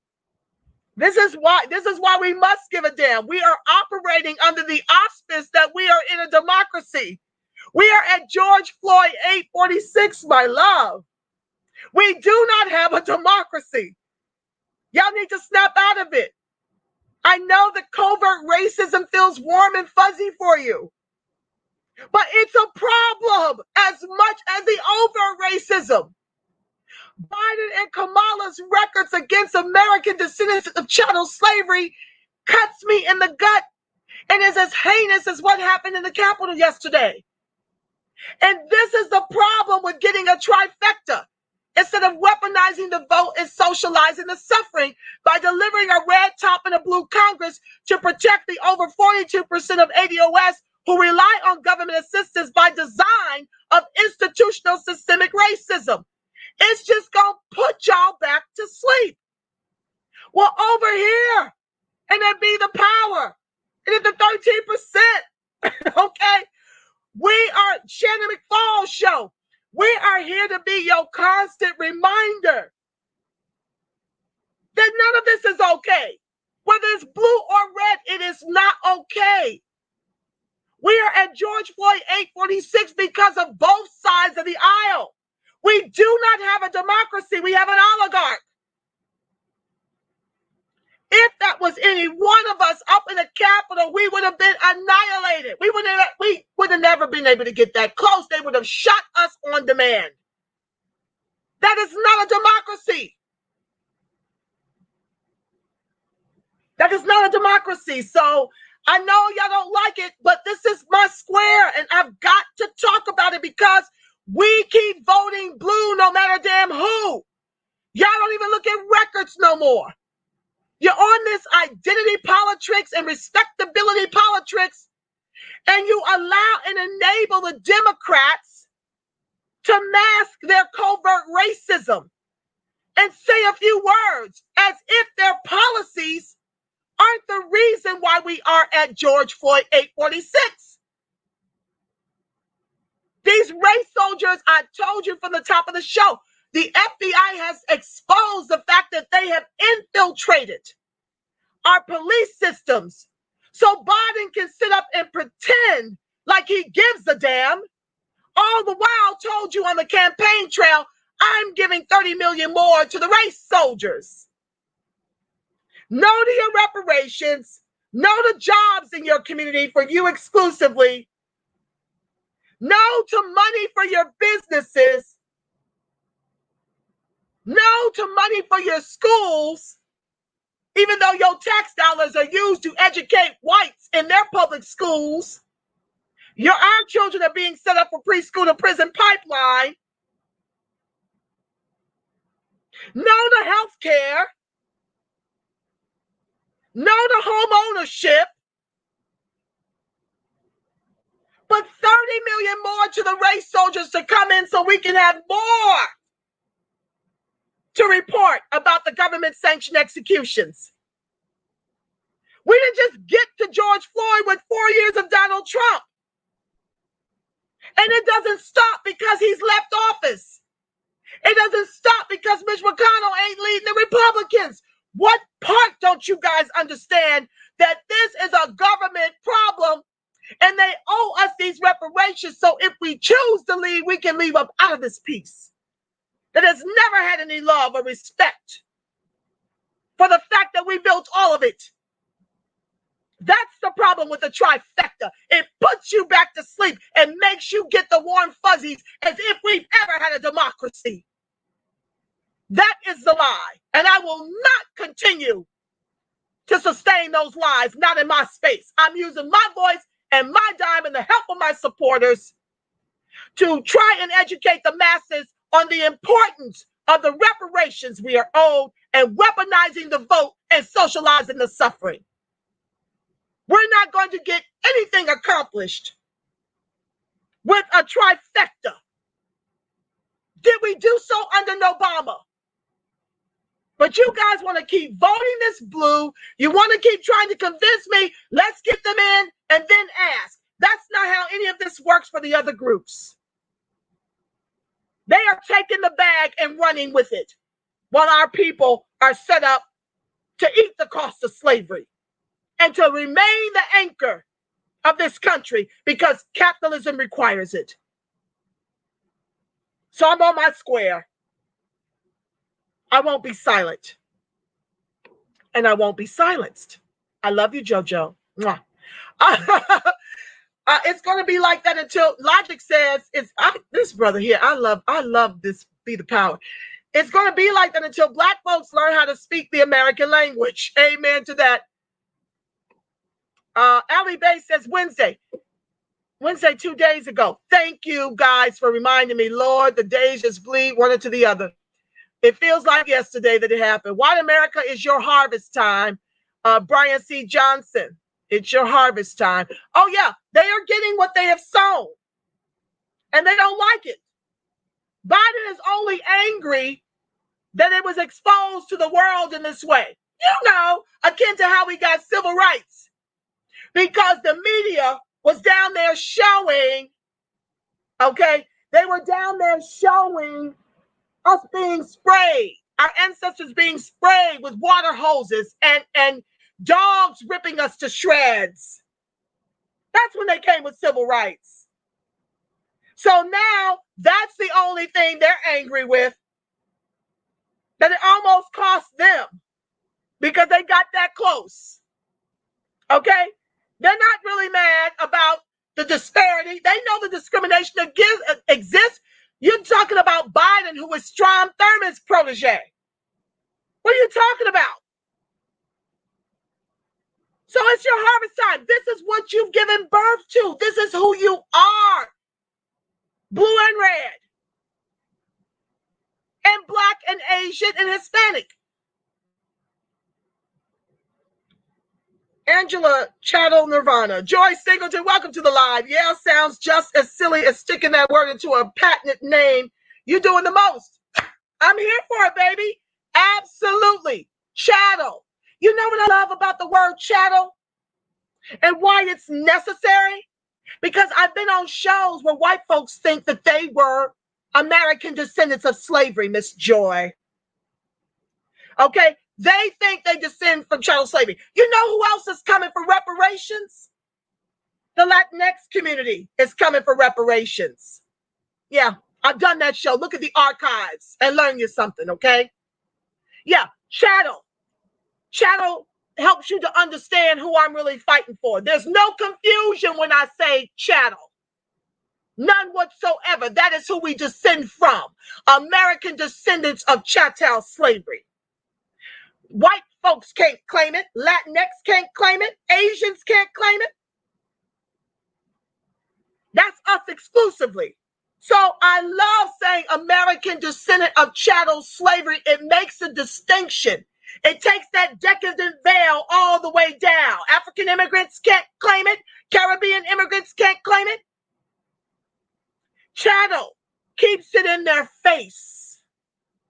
It'll never let them forget what they've done to us, and it keeps reminding them of the debt that it's owed. So that's my square, American descendant of chattel slavery. Furthermore, I'm not going to get into it too tough because I've been muzzled to a degree. Yeah, I've been muzzled to a degree. But let me help you understand. They're agents of chaos within the ADOS movement, causing much disruption, demanding people pay them for a super PAC that I already spent money establishing over 18 months ago. In a pandemic, we're supposed to have money to do that and not super PAC under me, which was supposed to put the structure in place so that we won't have all this shit show airing all over the country. In the Twitter and the Clubhouse, I hear about it. I don't go participate. But I know firsthand the work I've done to take the license to put in chattel. And if you don't know, you better ask somebody. I fought to do the very thing that the movement is attempting to do now and telling us, giving us their ass to kiss, telling us if we don't like it, we can leave because they got 100-something more emails. I'm going to leave it right there. I'm going to leave it right there because I've promised folks who are still doing this work, I would not speak on this until after a certain thing is done, but I'm coming with that show. You can trust to believe I'm here for it.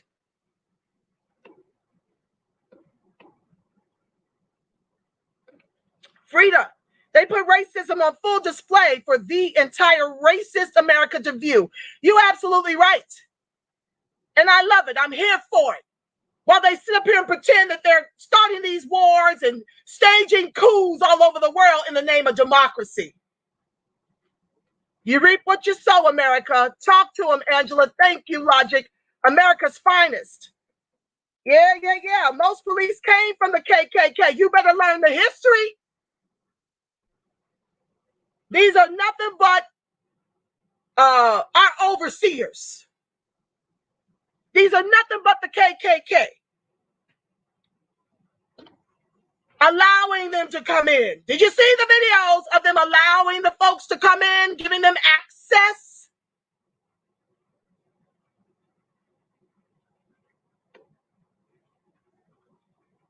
Okay, Amiri's podcast. I typed it in the chat, family. Frida Gillespie, that's been forever. They only teach that Black history in school. Nothing more, nothing less. That's the problem. And that's why folks are mortified when they sit up and they see us marching all over the world for George Floyd, 846 to the neck. Because America likes to pretend that their hands are white as the driven snow. They got blood all over them. They let them in the barricades. They let them out the Capitol. Now they want us to round them up. Corbett Dumas. Yes, Ali Bay confirmed 5 people have died so far. This is Trump's fault. Message. Well, you know, it's all of their fault. The media, you know, Trump is just over. I like my race is over. Straight, no chaser. I prefer it that way. I don't like the slick kind that pretend to love me and then are turning the shiv in me every chance they get. I especially hate it from Black folks. ADOS.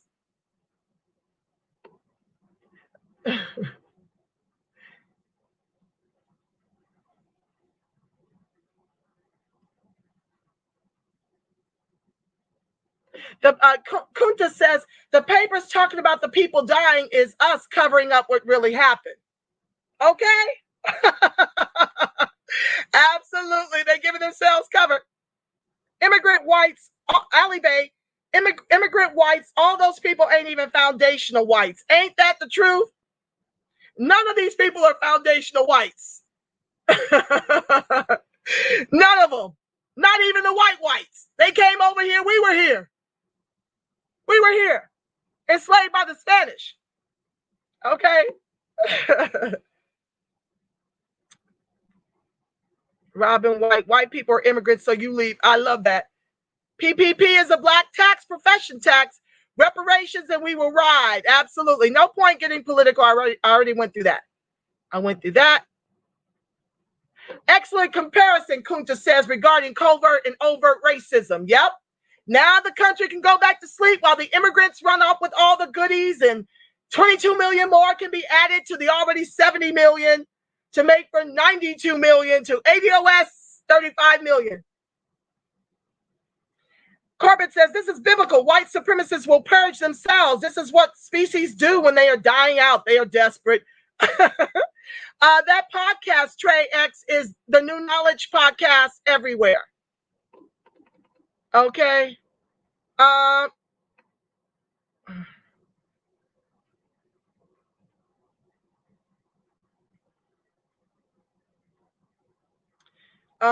Let's see here. Corbett, Jesus was so, okay, right here, her father. Okay, I jumped too far, family. Let me scroll back. Oh my God, y'all really chatty.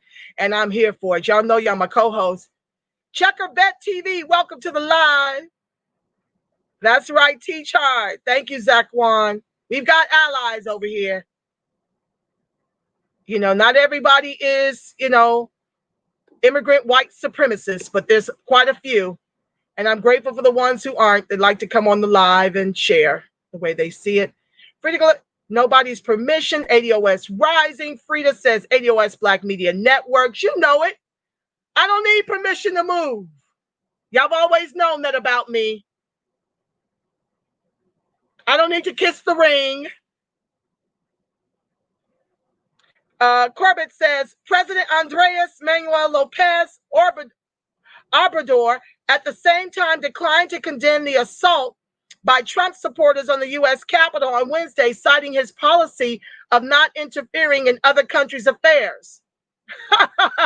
He said only that he regretted the loss of lives. Isn't it rich? Zaquan, these coats of many colors, great pretenders, and they well-dressed lies is being uncovered, exposed on a yearly, monthly, weekly, and daily basis now. You better know it. I want to know what excuses is the Biden administration with a trifecta going to use to deny us the reparations and the trillions over multi-generations? Are they going to try to rush through Sheila Jackson Lee's HR 40 edits that have no teeth in it? She had the unmitigated gall to say that we were being, what is the word I'm looking for? That basically she was calling us agents of chaos for demanding money. That's what she calls the American descendants of chattel slavery, for demanding money. Yeah. Pretty much we're agents of chaos because we demand to be restored. They don't say this about any other group, but we're the agents of chaos because we're screaming for money. You damn straight we're screaming for money because the egregious racial wealth gap is over 100 trillion since the pandemic. And we are worth less than 700 billion. We have no wealth. So yes, we're demanding money. You can call it what you want. Ali Bates says they're about to try to do a $4 trillion COVID relief bill. All of our reparations being used to remedy everyone but American descendants of chattel slavery. Beat the drum. Absolutely. Hawthorne James, yes, I say this is exactly the America I grew up in. Absolutely did not surprise me. You know it, Hawthorne James. Welcome to the live, my love. Patrice Lane Jordan, we finally see who the super predators are. You better know it, my love. Welcome to the live. Raise AB 3121 nationwide. That's right. We need it. Robin White, welcome to the live, my love. Right. Her father is a part of the lineage of Indians who migrated to Jamaica. He has no Black Jamaican blood in his DNA. Look at the trickery. Look at how they kept that quiet while she was running on that campaign trail. Don't that beat all? Yeah. I had to find out about it through, what's my brother's name? Oh my God, oh my God. I can't recall his name. It'll come to me. Anyway, he's the one that taught me what Desi meant and how it's her middle name. That's how I found out that her father is Indian Jamaican, not African. He didn't descend from slavery in Jamaica. He descends from slave owners because he's Indian. But Kamala sure knows how to use that black card to win an election, right? Her brown complexion. This is why we have got to get beyond identity politics, family. Robert White, preach, Angela. I'm that radical Jesus too. Amen. We're radical Jessica's, girl. Kuta Nayambe, Nayamiba. I think I said it right. I hate botching up names. Jesus was so much more than a love pusher. From Genesis to Revelation, he was talking about the restoring of his people. That's where folks get it wrong. They want to teach you about this mild, meek Jesus to keep you mild and meek. They want to teach you about a mild, meek MLK Jr. to keep you mild and meek, to get you singing, "We shall overcome." I'm radical Jessica. And the God in me says that's who I'm on this planet to exhibit right now. Ain't no turning me back. I done found my tribe. I got all the time in the world. Thank you, Carpet.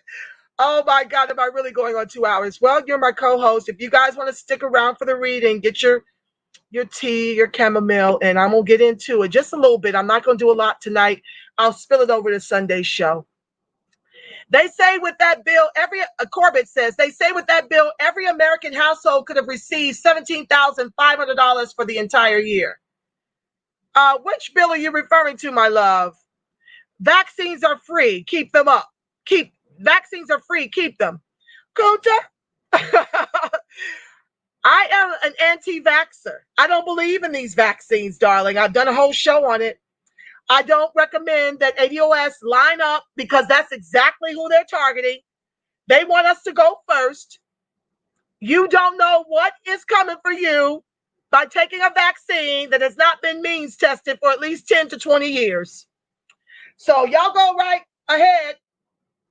Miss me with it. I'm not doing any vaccine, nor is my daughter.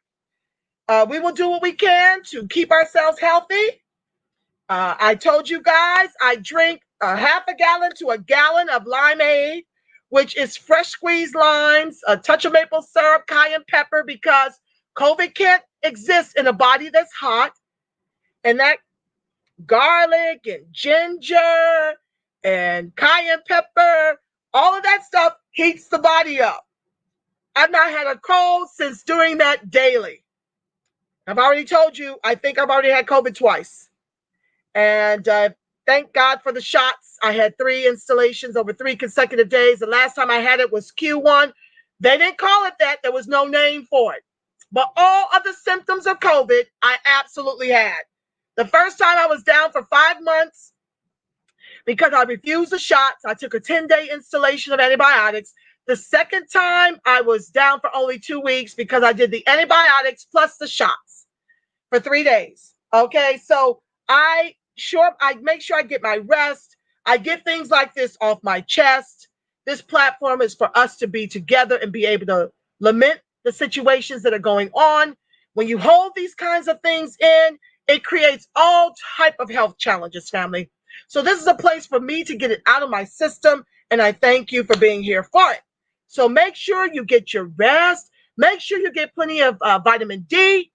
Wear your mask when you go outside if you feel so compelled. I can't work out with a mask.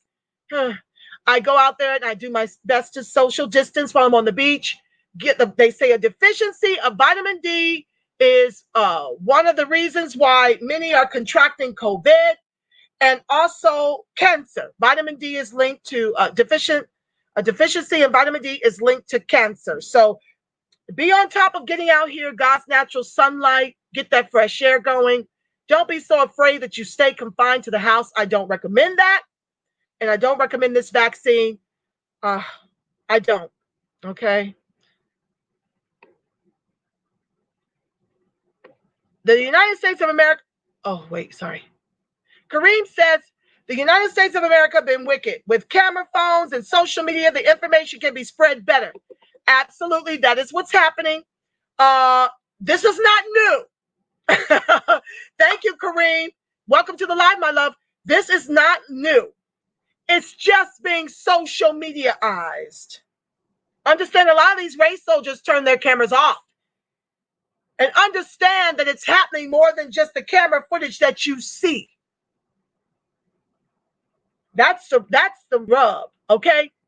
That we are being executed more than what you are bearing witness to, because we can't be in all the spaces taping it, and you're taking a huge risk even when you tape it. I don't know if I share with you guys about how God just had me pulled to the side when I saw a homeless person and 20 cops converge on this brother that weighed 100 pounds soaking wet. I don't recommend it. But when you have a love for your people, you can't just drive on by to the party. Not me. I had my daughter and her girlfriend in the car, pulled it over, and went as dressed and as fierce as I am, and sat on a nice bench as if God had placed it right there for me, right outside the church or wherever the building was. And you know, we sparred, we had words. I did not leave that seat until they put that brother in an ambulance. I don't recommend it for the meek of heart. Okay? There are just some things that I'm not going to read on the news at 11, having driven past it. Anywho, I'm not a martyr. I do value my life. But when does it stop, family? When do we stop driving by? When do we stop continuing to not weaponize our vote so that we can get what we are owed? When do we stop rolling over for the covert racism?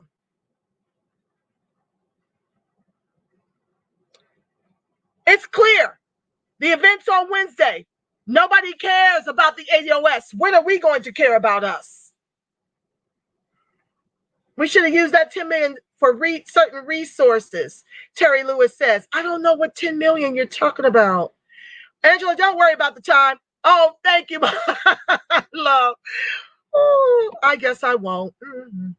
Angela, okay, we love you, and what you're sharing is needed. Thank you, Kunta. I love you, Black and Strong, all of you. Oh, God, did it jump? Well, I have to read y'all's comments because this is the best way for me to interject, okay? I will get a phone eventually, but I love reading your comments because I can say the way I see it, and we don't belabor with just one caller. I don't even know how I'm going to let you get off the phone. That's the biggest problem I'm having with getting a phone. Do I allow them to call in? Because if you do, I don't know how to let you go. And I want everybody's comments to be read and to be weighed in because it's rich. And I can tell you my comments in the way I see it. Corbett says, when everything is said and done, the Navajo Nation should have approximately $324 million in hardship assistance funds, and checks should be starting to roll out by January 18th or sooner. What about the American descendant of chattel slavery? This is what we were fighting for in the covert relief letter that got no traction. CBC talked about everybody else. I can send the link. Thank you, my love. Please do. LeBron and Jay-Z are not enough. They're not enough, and they're not our reparations. I see a lot of white folks doing good. You're not our reparations. We're not our reparations for our own family members. Who can afford to do that? That's why we're fighting for the reparations, so everybody can be made whole. It's not AB 3121. It's our turn. Yes. AB 3121, my love. Check or bet TV.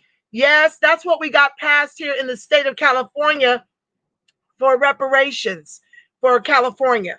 We got that done for the state. So that's what they're referring to, the AB 3121, okay? That's what I'm referring to as well. America wants civil war, says Kunta. Both sides of the aisle do. Because who are they going to put on the front lines? ADOS.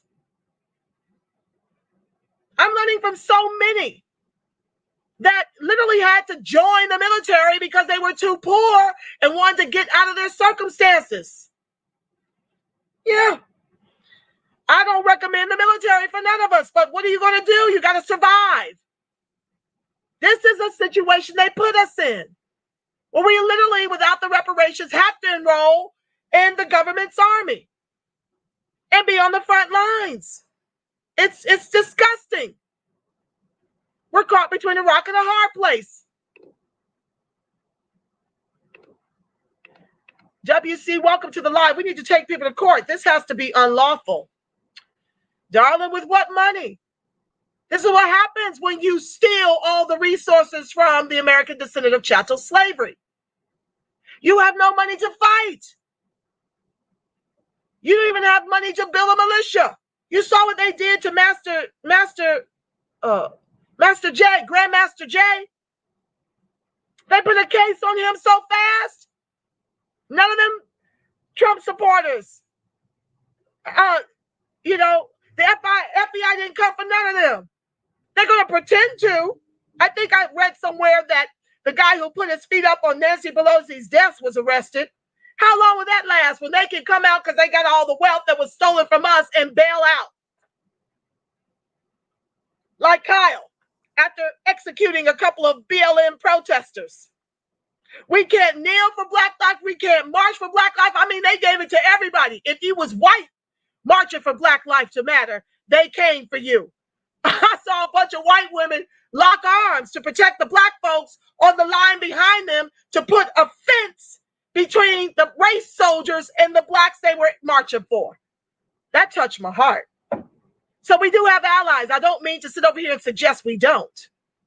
I just need for everybody to understand what we're owed. Gibson Eugene, welcome to the live, my love. Alexis Cummins, my sister.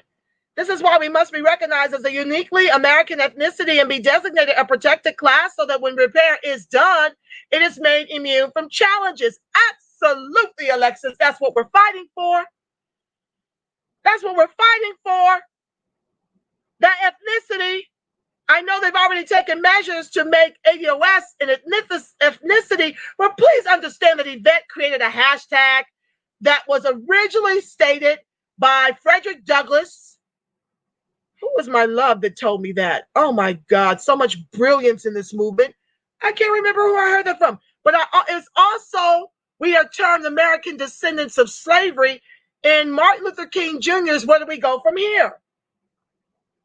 So we need that distinction because what is happening is primarily happening to us. I'm not saying other Black immigrants, like we don't cross over in some instances, as in we don't have some of the top 10% and some immigrants in the bottom 90%. But what I'm saying by and large, if you're 200 liquid in LA and you're $60,000 liquid as an African immigrant in LA, whose neighborhood are the race soldiers in?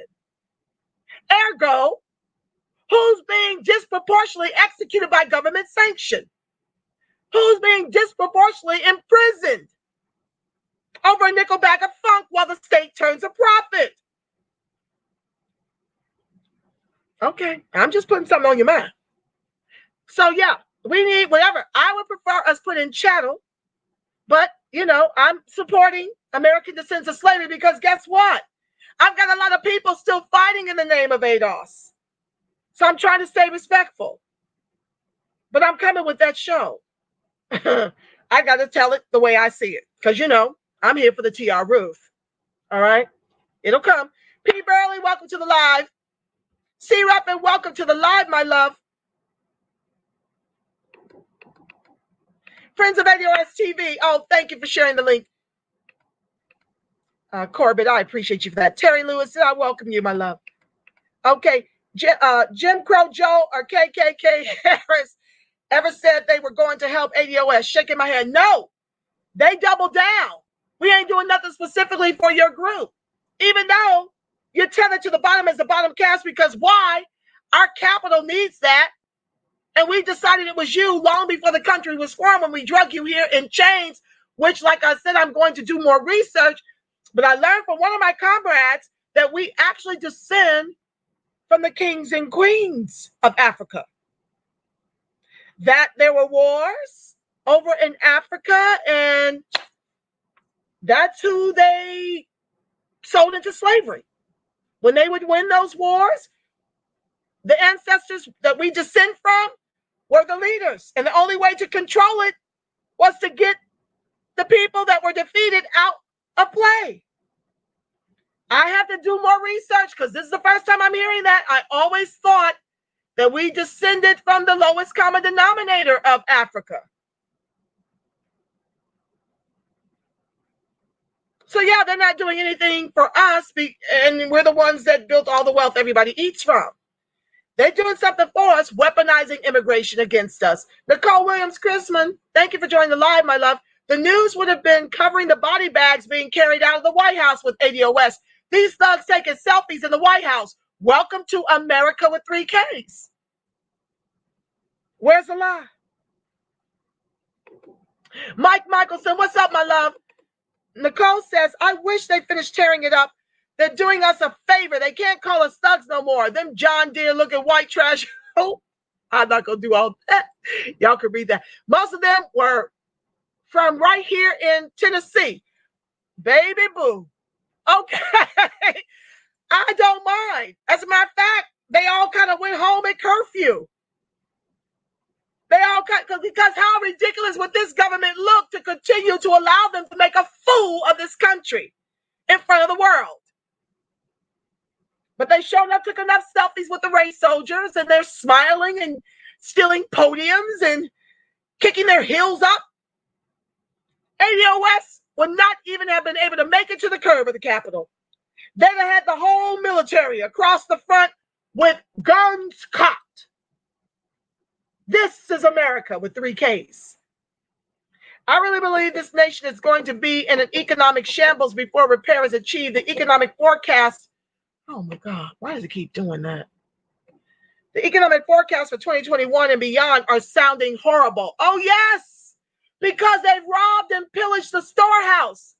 The first time Obama created 1 million white millionaires during his tenure, while 43% of ADOS lost its wealth, their homes. Now the pandemic is just a total money grab. Over 60% of Black businesses will never return. They can't recover.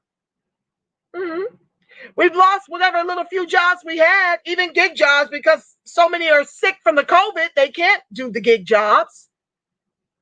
Put themselves and their customers in harm's way. Yeah. But they bailed out the pandemic trillions to enrich themselves. Yeah, they're robbing and pillaging the storehouse. While American descendants of chattel eat dirt. They're spending our reparations that they said they don't have to make us whole. I really believe this nation, okay, let me go down. Robbing the girl wonder. We need to make sure they realize they are immigrants. They hate when you tell them that. You know what? The immigrants that hate when you remind them of that are the ones who want to keep us as the anchor. Capitalism requires there be a bottom caste, and we're telling you that we're done being that after 600 years or more in this country. That's what we're done with.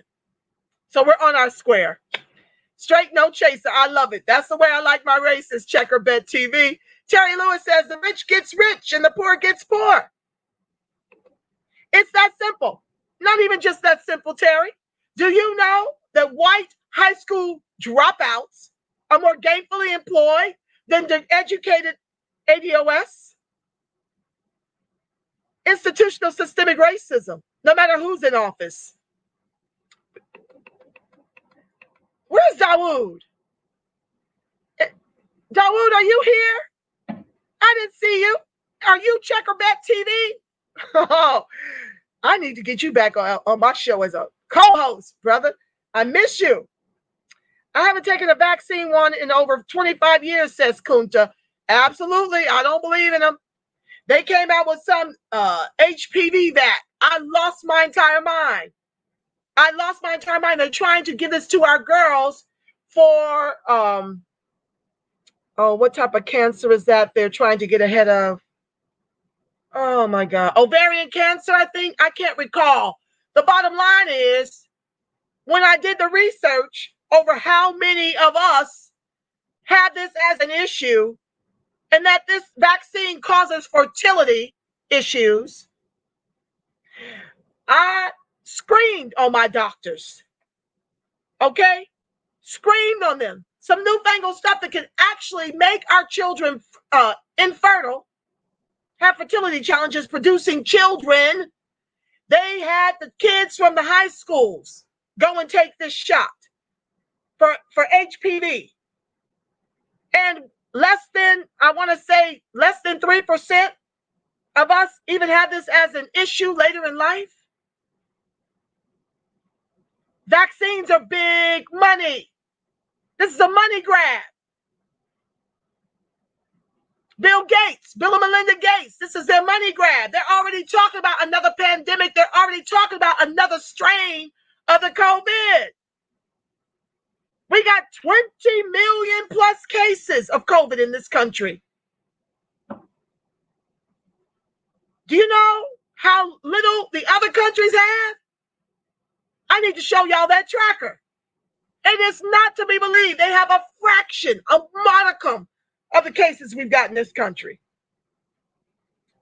And about 340-something thousand deaths. As compared to the rest of the world, it's unconscionable, but it's profitable. And know this, they're not going to give you the vaccine that they're going to give the elites. Do know this, you will not be getting that back. All you have to do is go back and look at me and Jamie Burton's archive on this issue. Coronaganda. Look that one up.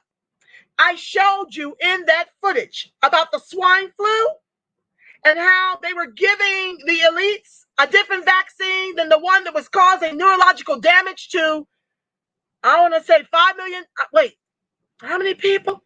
45 million Americans were convinced to take by this government who is now trying to march ADOS to the front line to take the vaccine for the COVID, for the pandemic. Check that show out. They're not giving the same vax.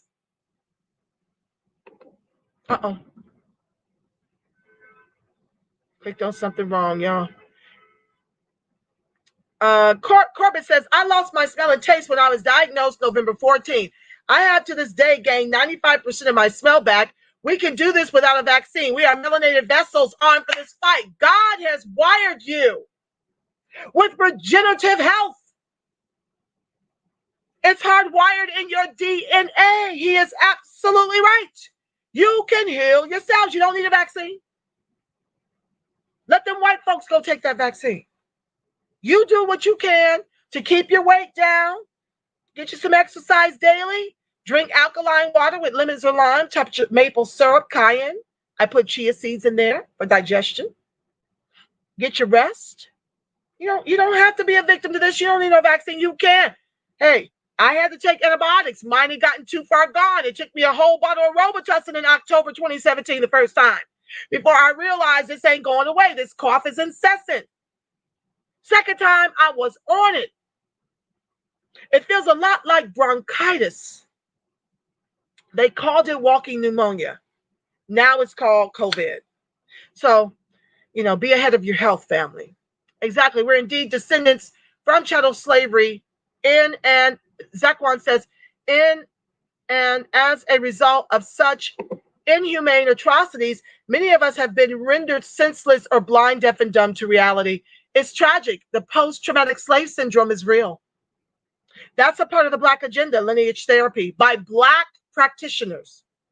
So if helping the ADOS to heal from all of the institutional systemic racism and the oppression, slavery, Jim Crow, sharecropping, if you have an interest in helping ADOS to heal from that, get your licenses now and be ready. Because that's in the demands for the Black agenda, for you to be paid well to help ADOS recover from PTSS.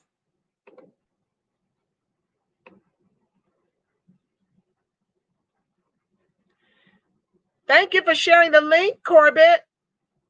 Wow. Oh, my God. He's talking about all the money they're giving to the Navajos. We tried and fought for COVID relief. So far, nothing for the ADOS. What's your boy Warnock and all the black folks up in the CBC going to do about fighting for our COVID relief?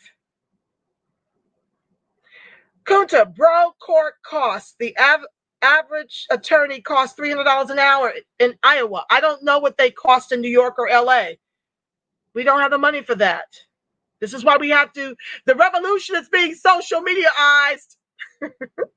Are you aware Illinois has made $700 million in 1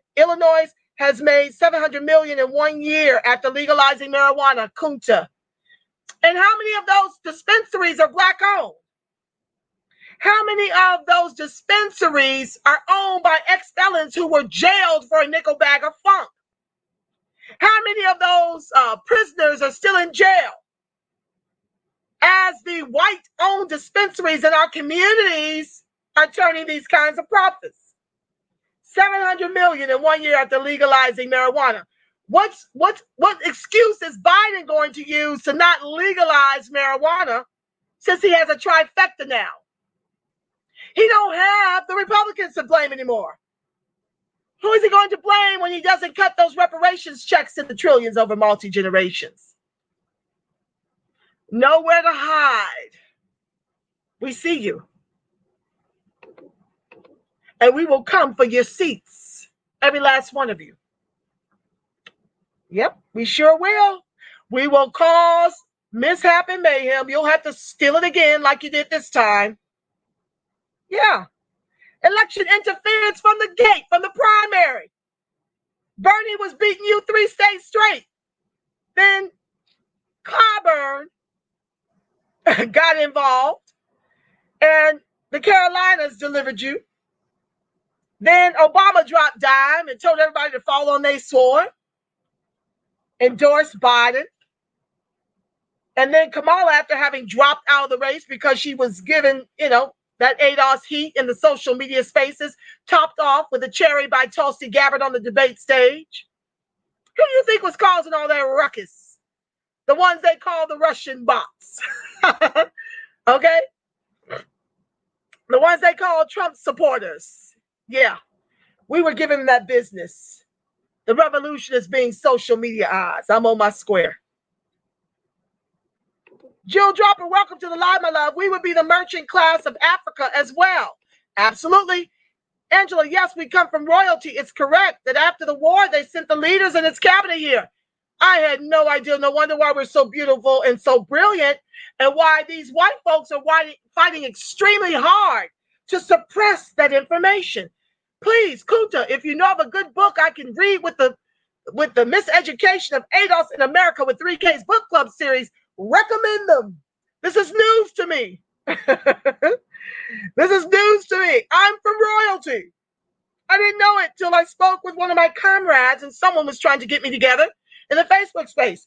I apologize. I thought we descended from what, the poorest, the lowest of the low. I didn't know that we were the strength and the brains and the minds and the genius and the brilliance. I didn't know we descended from that. I knew some, but it sounds like it's quite a bit of us, quite a bit of our African ancestors descend from royalty after losing in war. No, I'm not D-E-U-D. I don't know what that means, Corbett. They tried to force me to vaccinate my daughter. I cussed them all the way out. Good for you, Jewel. Yeah, stand down. They're not coming near my child. Okay? No, I'm not dude, but that's my dude. I don't know what that means. YVOC info, cervical cancer. Thank you. The HPV is cervical cancer. And when you do the research, I want to say about 3% of us are challenged with cervical cancer. Why do we need a vaccine for that? That can make you infertile. Okay, put it together, y'all. Whites dropped out of high school and Uncle Bubba hired them as a manager at the local Walmart, gas station, FedEx, and so on. You're right, Kunta. Jules says they can also lose use of their limbs from the HPV shot.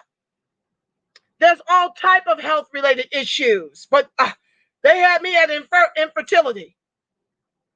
My daughter not being able to produce my grandbabies over this nonsense y'all administering to all these kids in these high schools? Miss me with it. We'll take our chances.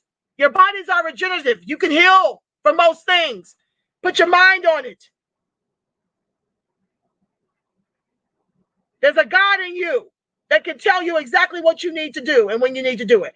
I'm not saying that he's not in the hands of the doctors and the medical profession, but there's something really wicked going on right now with this pandemic. Trust and believe. I don't trust no vaccine that ain't been means tested for quite a while. And we are being used as those guinea pigs. I'm moving on.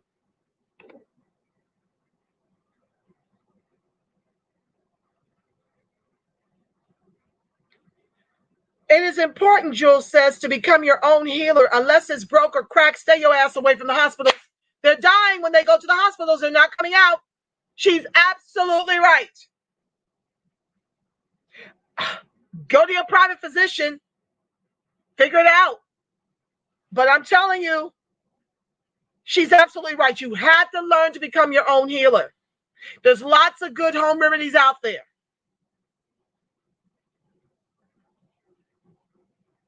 Kunta says less than 1% are Black owned. I don't know what you're referring to, my love. Give me a little bit more clarity around that. We will be the noose around his neck, Jewel. I don't know who you're talking about. Mud Duck Farmer. Obama had the same chance to legalize weed. He did not do it. Thank you. Welcome to the live. Since I did most of my reading in high school and college. Wow. Robin Felix Daoud. Yes, I don't know who. He might be under here under disguise, but I love me some Daoud Giazan. I often quote him, as well as Alexis Cummings, as well as many of you. I share many of the rich jewels you drop in my Facebook space. I thank you for always being my co-host and the wind beneath the Friends of ADOS wings over here at the TV channel. Thank you so much, Kahir Muglaz. I congratulate Democrats for this big win from Morocco. Kahir Muglaz, welcome to the live. It's bittersweet, my love. It's bittersweet. For me, I like America's draws being all the way down on their racism, because sadly, what having a trifecta means for ADOS is that the sheepa will be put back to sleep, while immigration will be continued to be weaponized against us. The race soldiers will continue to execute us by government sanction. And all of our maladies will still continue to plague us. We will continue to die disproportionate from COVID. Turning the government blue means nothing to the American descendant of chattel slavery. So, anywho, let's get to the reading. Like I said, the black tax, the cost of being Black in America, if you still want to stick around.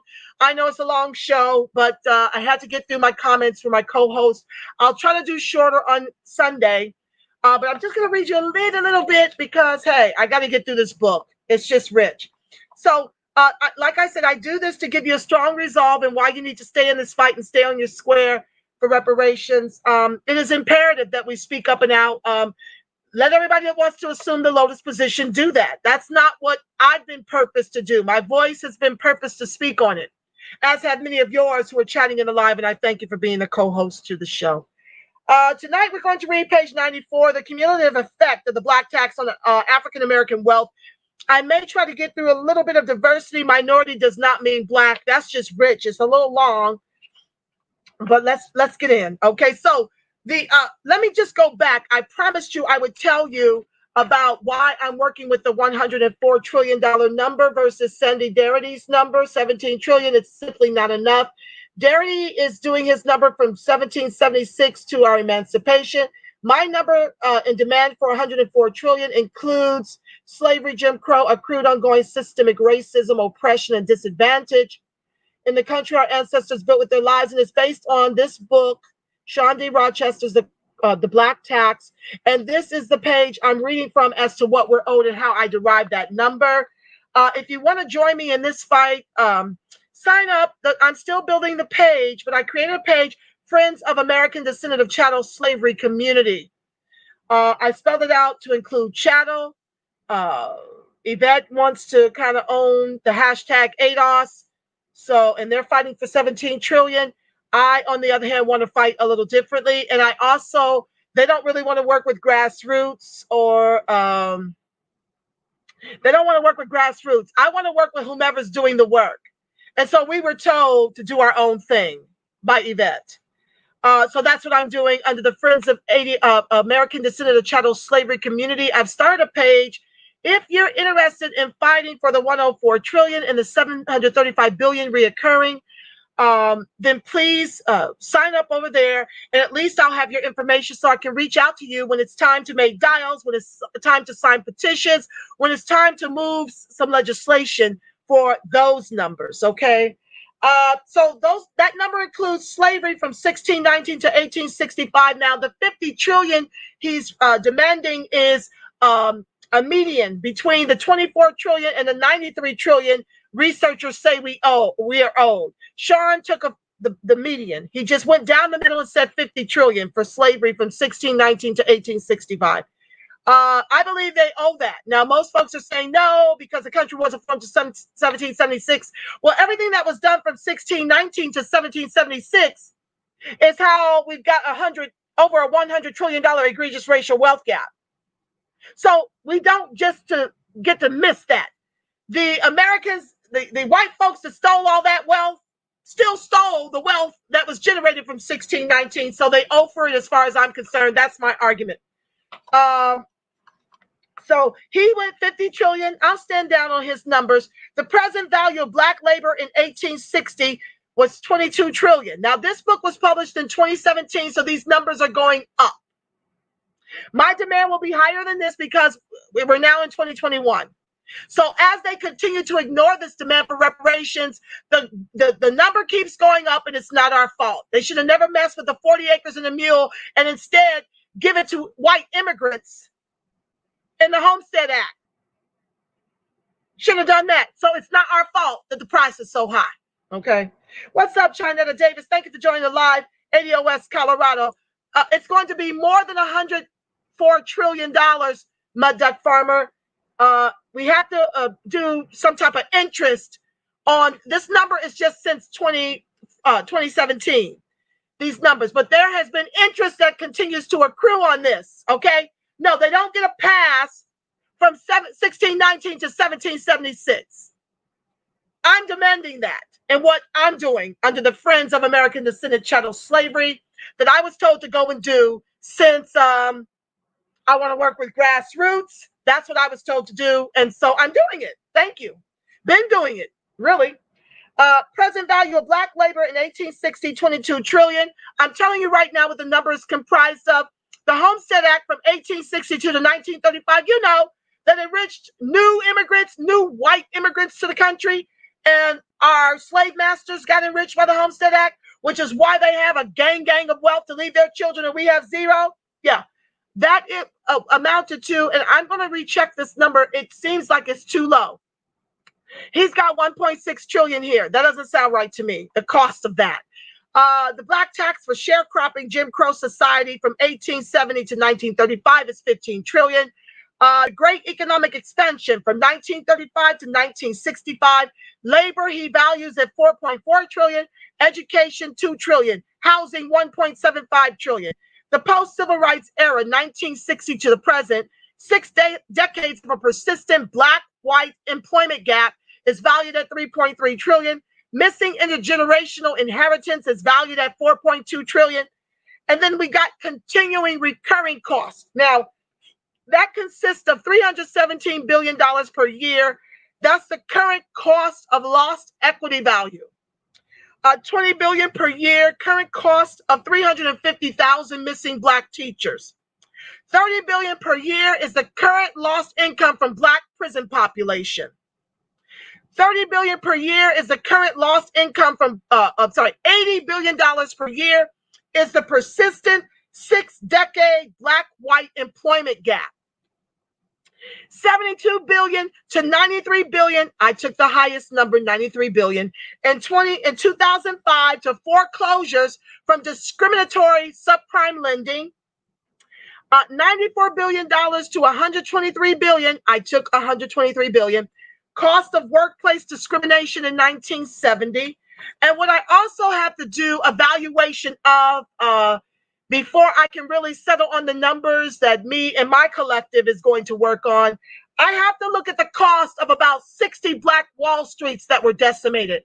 I need to see those numbers. That's not included in what my current demand is, okay? You're turning the ADOS movement into a joke. ADOS not a hustle. Stay out of grown folks' business. Joy, you must have just got here. I'm a founding member of ADOS SoCal. You stay out of my business. Okay? You stay out from over here. I'm not trying to have that show right now. It's coming. But I am a founding member long before the HQ. I'll have you to know. Y'all need to help get her together. She clearly doesn't understand the history of how this movement was formed. She's drank the cyanide of a couple of people who want to co-opt it now that we've done the work. Get her together. I'm trying to be nice. I'm working on it very hard. No, you're through. I am not through. I've not gone anywhere, Miss Thing. Go over to Yvette. Go be her minion, her bootlick. Go over there if you want to believe that hype. This is not the show for that. Get out of my space. As a matter of fact, where the hell can I dismiss you? I need to disappear you now. You're blocked. Anybody else got some smoke for me? You're going to be blocked. I don't take kindly to the work that me and the others who formed this movement have done, and what's happening with people like this being the bootlick of folks who now want to come in here and charge money they claim we did not have when I was trying to build infrastructure within this movement. I'm not for it. Now I'm trying to be nice and not have that show because I've been asked not to speak on it. I'm trying to respect the work of people in this movement, but don't push me because I'm close to the edge.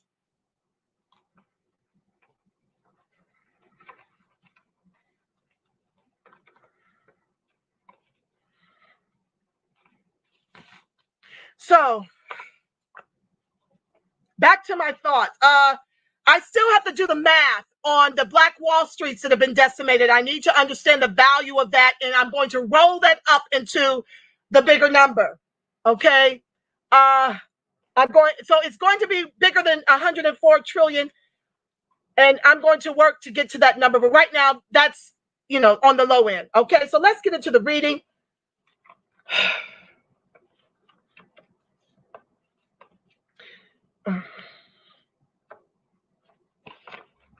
For tonight, and I'll pray you out.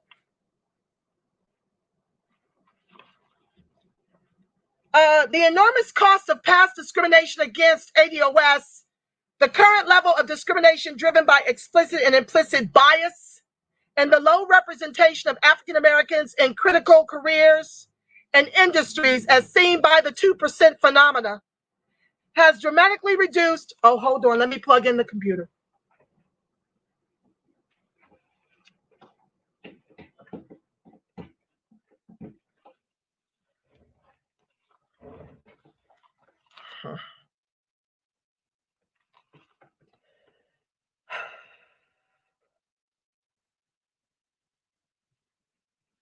Has dramatically reduced the ability of Black Americans, ADOS, to accumulate wealth. He doesn't say ADOS, I say it.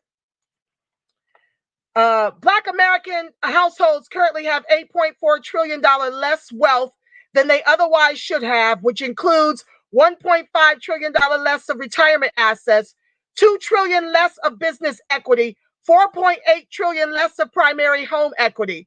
And within the larger African American community, there are 1.4 million fewer Black businesses, 6 million fewer jobs, $1 trillion less in business revenue, $520 billion less in consumer income.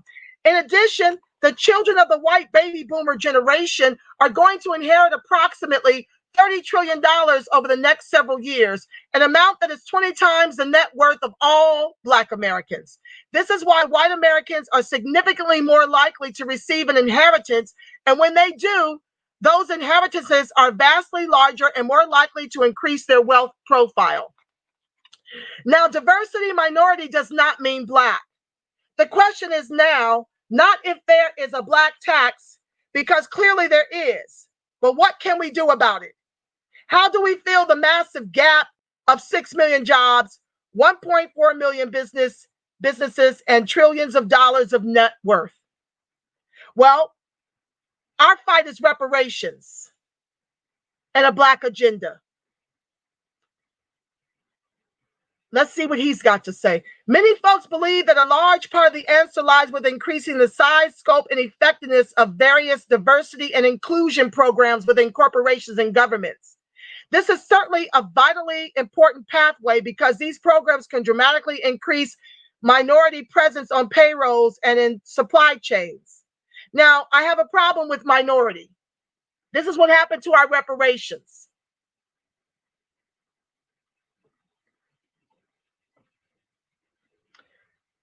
Thank you, Kunta. Thank you, VLB. Welcome to the live. White supremacy targets ADOS. Other black folk are collateral damage. Anyway, thank you, Kunta, as well. I have a problem with minorities. This is what happened to our affirmative action. This is why the HR 40 is toothless and why they're going to rush to get more signatures on it, since ADOS, the movement, not the hashtag, the movement, since we made that relevant in the social media spaces and, made other people's shows relevant. We helped to build their subscribership to 80,000 a piece. Yeah, we did a lot of this work in these social media spaces before we even formed our own shows to help push the narrative of the reparations, because when you do that exclusively for American descendants of chattel slavery, it can't be confused and given away to all the minorities and people of color. Their ancestors didn't build this country's wealth. Ours did. So that's who the fight is for. And that's the only way to close the over 100 trillion egregious racial wealth gap that white folks benefit from. Even black immigrants share in 2.3 trillion, more so than they do the less than 700 billion that the majority of ADOS have to share. It's less since COVID. A supply chain is comprised of the businesses that you purchase goods and services from to achieve your personal or business objectives. However, this must be done with caution because these programs and initiatives are built around the concept of increasing diversity and including minorities in various parts of the companies where they are underrepresented. However, diversity and minority do not mean black. Let me repeat that. Diversity and minority do not mean American descendant of chattel slavery. Diversity and minority are generally euphemisms for non-white males, which means a myriad of various other groups fall into these categories. Therefore, a company, entity, or institution can have a very successful diversity or minority initiative with a very marginal impact on black employment and black enterprise. Affirmative action. Consider the following statistics. Women-owned businesses with employees generated revenue of 1.2 trillion. Less than 2% of that revenue was from black women-owned businesses. 88% of the white women. Hispanic-owned businesses with employees generated revenue of $380 billion. Less than 2% of that revenue was from black-owned businesses. 84% white. Asian-owned businesses with employees generated revenue of $628 billion. There are, by definition, 0 black-owned businesses in this category. Black, Hispanic, and Asian minority-owned banks have $194 billion of assets. 2.5% of those assets are in black-owned banks. To create jobs and to develop and expand business in the black community, you must remember that minority and diversity do not mean black. It does not mean American descendant of chattel slavery. And your focus must be on efforts to increase ADOS participation in these programs How can we do this? Education is critically important, but not sufficient. Many people believe that dramatically increasing the post-secondary education level among ADOS, meaning increasing the percentage of ADOS bachelor degree holders, is a solution. While this is vitally important and has the potential to increase lifetime earnings by millions of dollars, post-secondary education attainment alone will not be sufficient. Why is that, family? I told you that education does not close the egregious racial wealth gap. I told you that white high school dropouts are more gainfully employed than ADOS degreed. I told you that here in Los Angeles, we have 44% of the degree. This is 2014 Color of Wealth LA. 44% of the degree, less than 6% of the private sector. I told you ADOS in LA, even though 44% degreed are $200 liquid compared to African immigrants, 60,000 liquid compared to white folks, around 150,000 liquid compared to Kamala's people, Asian Indians, $425,000 liquid. Back to the text. While this is vitally important and has the potential to increase lifetime earnings by millions of dollars, post-secondary education attainment alone will not be sufficient. The main reason is that current and past anti-Black discrimination has led Blacks to have perpetually higher unemployment rates than whites at every education level. I've told you, I've got friends with master's degrees driving for Uber and Lyft down here in LA. I've told you, as degreed as I am with this diverse work background, employment background, diverse employment history, that it's cost me income, that I too had to do, what is that called? Instacart, when they laid us off from this pandemic, because my mortgage company would give me months of forbearance, but they wanted a balloon payment in the end. This is why we demand reparations in the trillions over multi-generations. According to Algernon Austin of the Economic Policy Institute, 85% of Blacks would need to have bachelor degrees for Black Americans to have the same employment rate as white Americans. Not true. When white Americans have all the social capital, whites and immigrants are at the tables down here. We have no social capital. And even when we do, we're there to tell Black folks no, or to fire us. Last hired, first fired. So he's wrong on this. The power of the Black tax means that Black Americans will need an 85% rate of post-secondary college degree attainment to have the same employment rate as white Americans with a 36% rate of college degree attainment. Not true. Not true. We're about 18% degreed.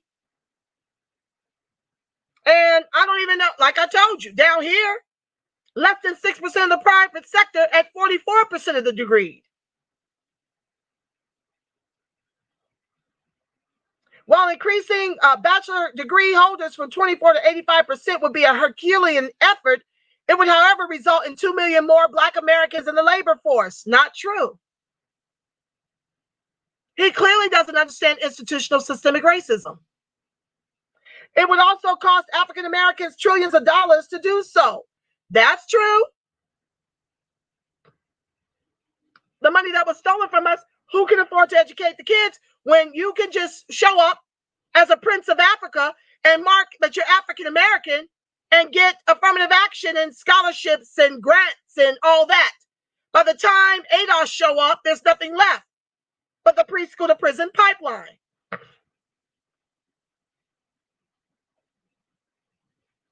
Given that Black American college graduates occupy a disproportionately high percentage of low-earning occupations after college, they would be mired in hundreds of billions of dollars of debt combined with low-paying jobs, which would dramatically reduce their ability to accumulate wealth. This is what's happening now, right? This is what's happening now. They want to do waive student loan debt, right? If only 18% of us are degreed. Who does that benefit due in large part? Immigrants and white folks. White folks largely. They're the ones with bachelor's and advanced degrees, right? That's another white wealth transfer. Class-based policies don't fix race. Reparations now. Move out of inner cities. Some believe that as blacks move out of inner cities into the burbs, that employment and other opportunities will increase significantly. Not true.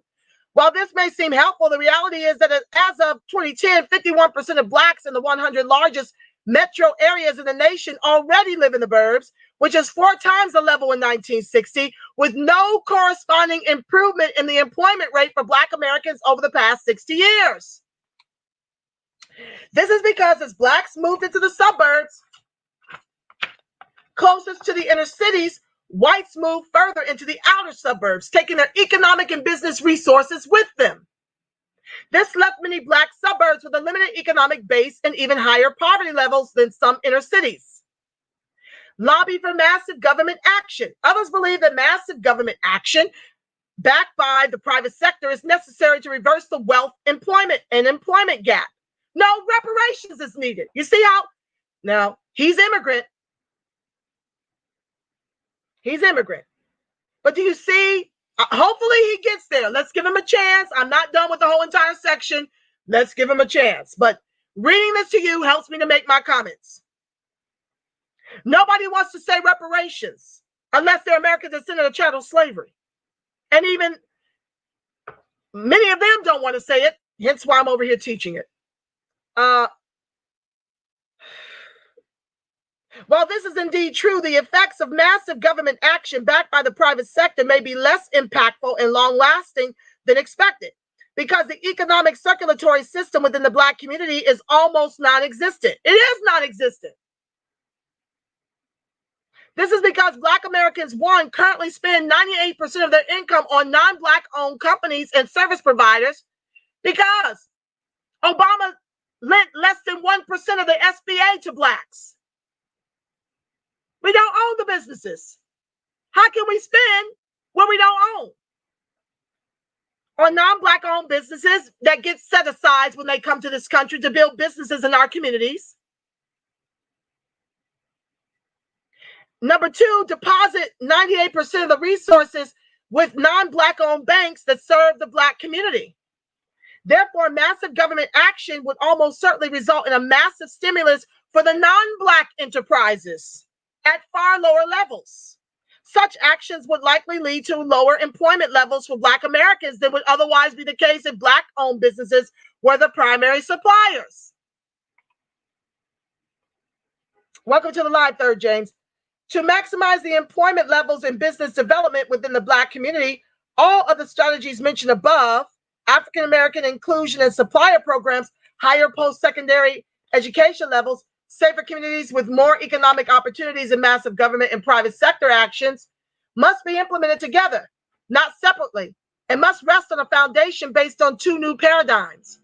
The first new paradigm is centered on personal financial management at an individual and household level, with a focus on stewardship, ownership, and legacy, or SOUL, as he's labeled it, SOU, capital L.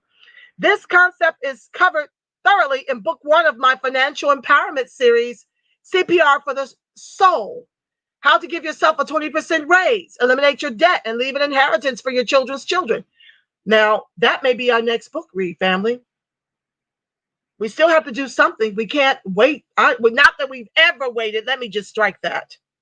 We've never waited for the reparations check. We've always pulled ourselves up by our bootless straps. But I do have a show coming called Becoming Your Own Economy. Perhaps this will be the first book for that. So get this book, y'all. Financial Empowerment Series, CPR for the Soul, SOUL. How to give yourself a 20% raise, eliminate your debt, and leave an inheritance for your children's children. Stewardship is about getting the highest and best use out of the limited resources that you currently possess. It is about maximizing your household cash flow, because without cash flow, there's no savings, no assets, no investments, and no wealth to pass on. It's also about using your gifts and abilities to generate a significant return on your limited resources. Ownership is about the elimination of all claims on or debts against your assets, which in turn maximizes the amount of personal and or household cash flow available to you. Legacy is about 1, positioning yourself to leave an inheritance for your children's children. 2, having enough resources to retire with dignity. And 3, proactively setting aside money so you can help those in need.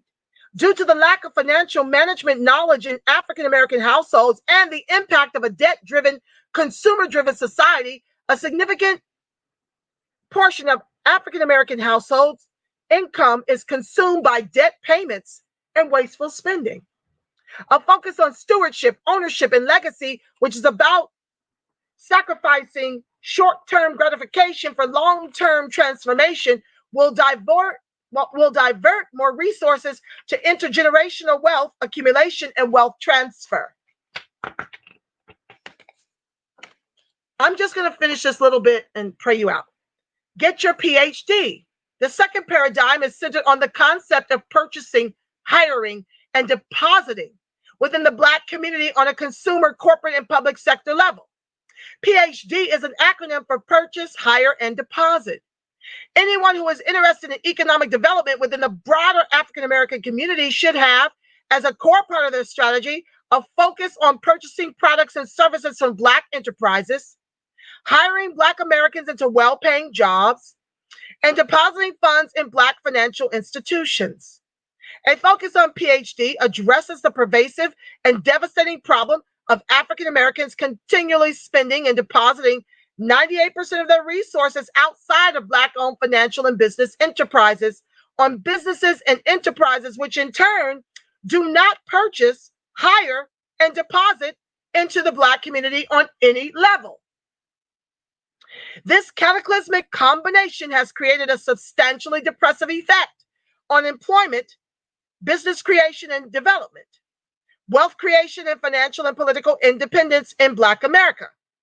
To reduce the impact of the Black tax and create an environment that will facilitate the closing of the 6 million jobs gap and $1.4 million business gap in the Black community and $8 trillion of missing net worth requires a foundation based on economic development and employment driven by the concept of getting your PhD.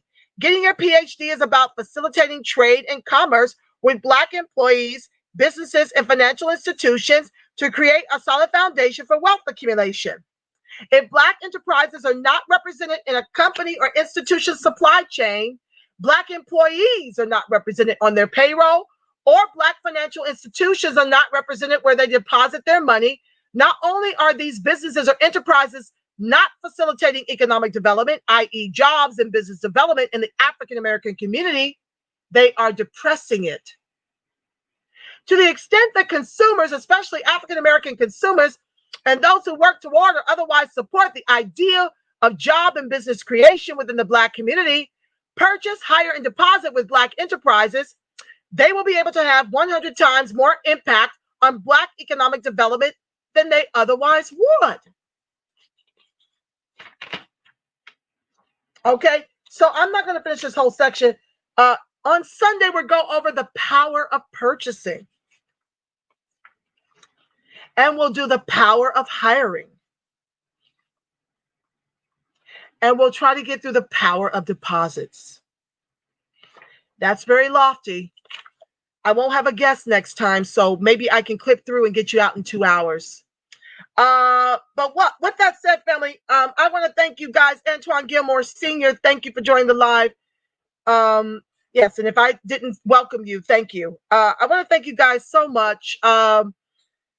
It's always wonderful to spend time with you, especially those of you that are new to the show and are in observation. There's some family business that kind of got intertwined into this video that I did not intend to get into. Forgive me for losing patience.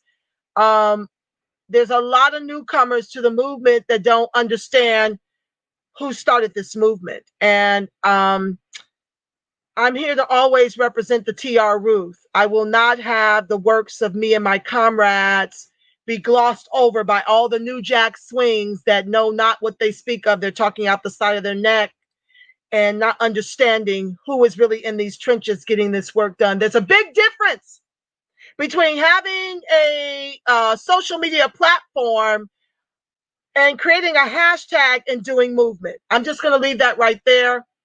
I want to thank you guys for being the wind beneath my wings. Thank you for your support. Thank you for rolling with me, no matter how much I've been dragged in the past for trying to bring about infrastructure to the movement, no matter how my pack was decimated under a different name. I rise from the ashes like the phoenix I am. I don't need permission to move.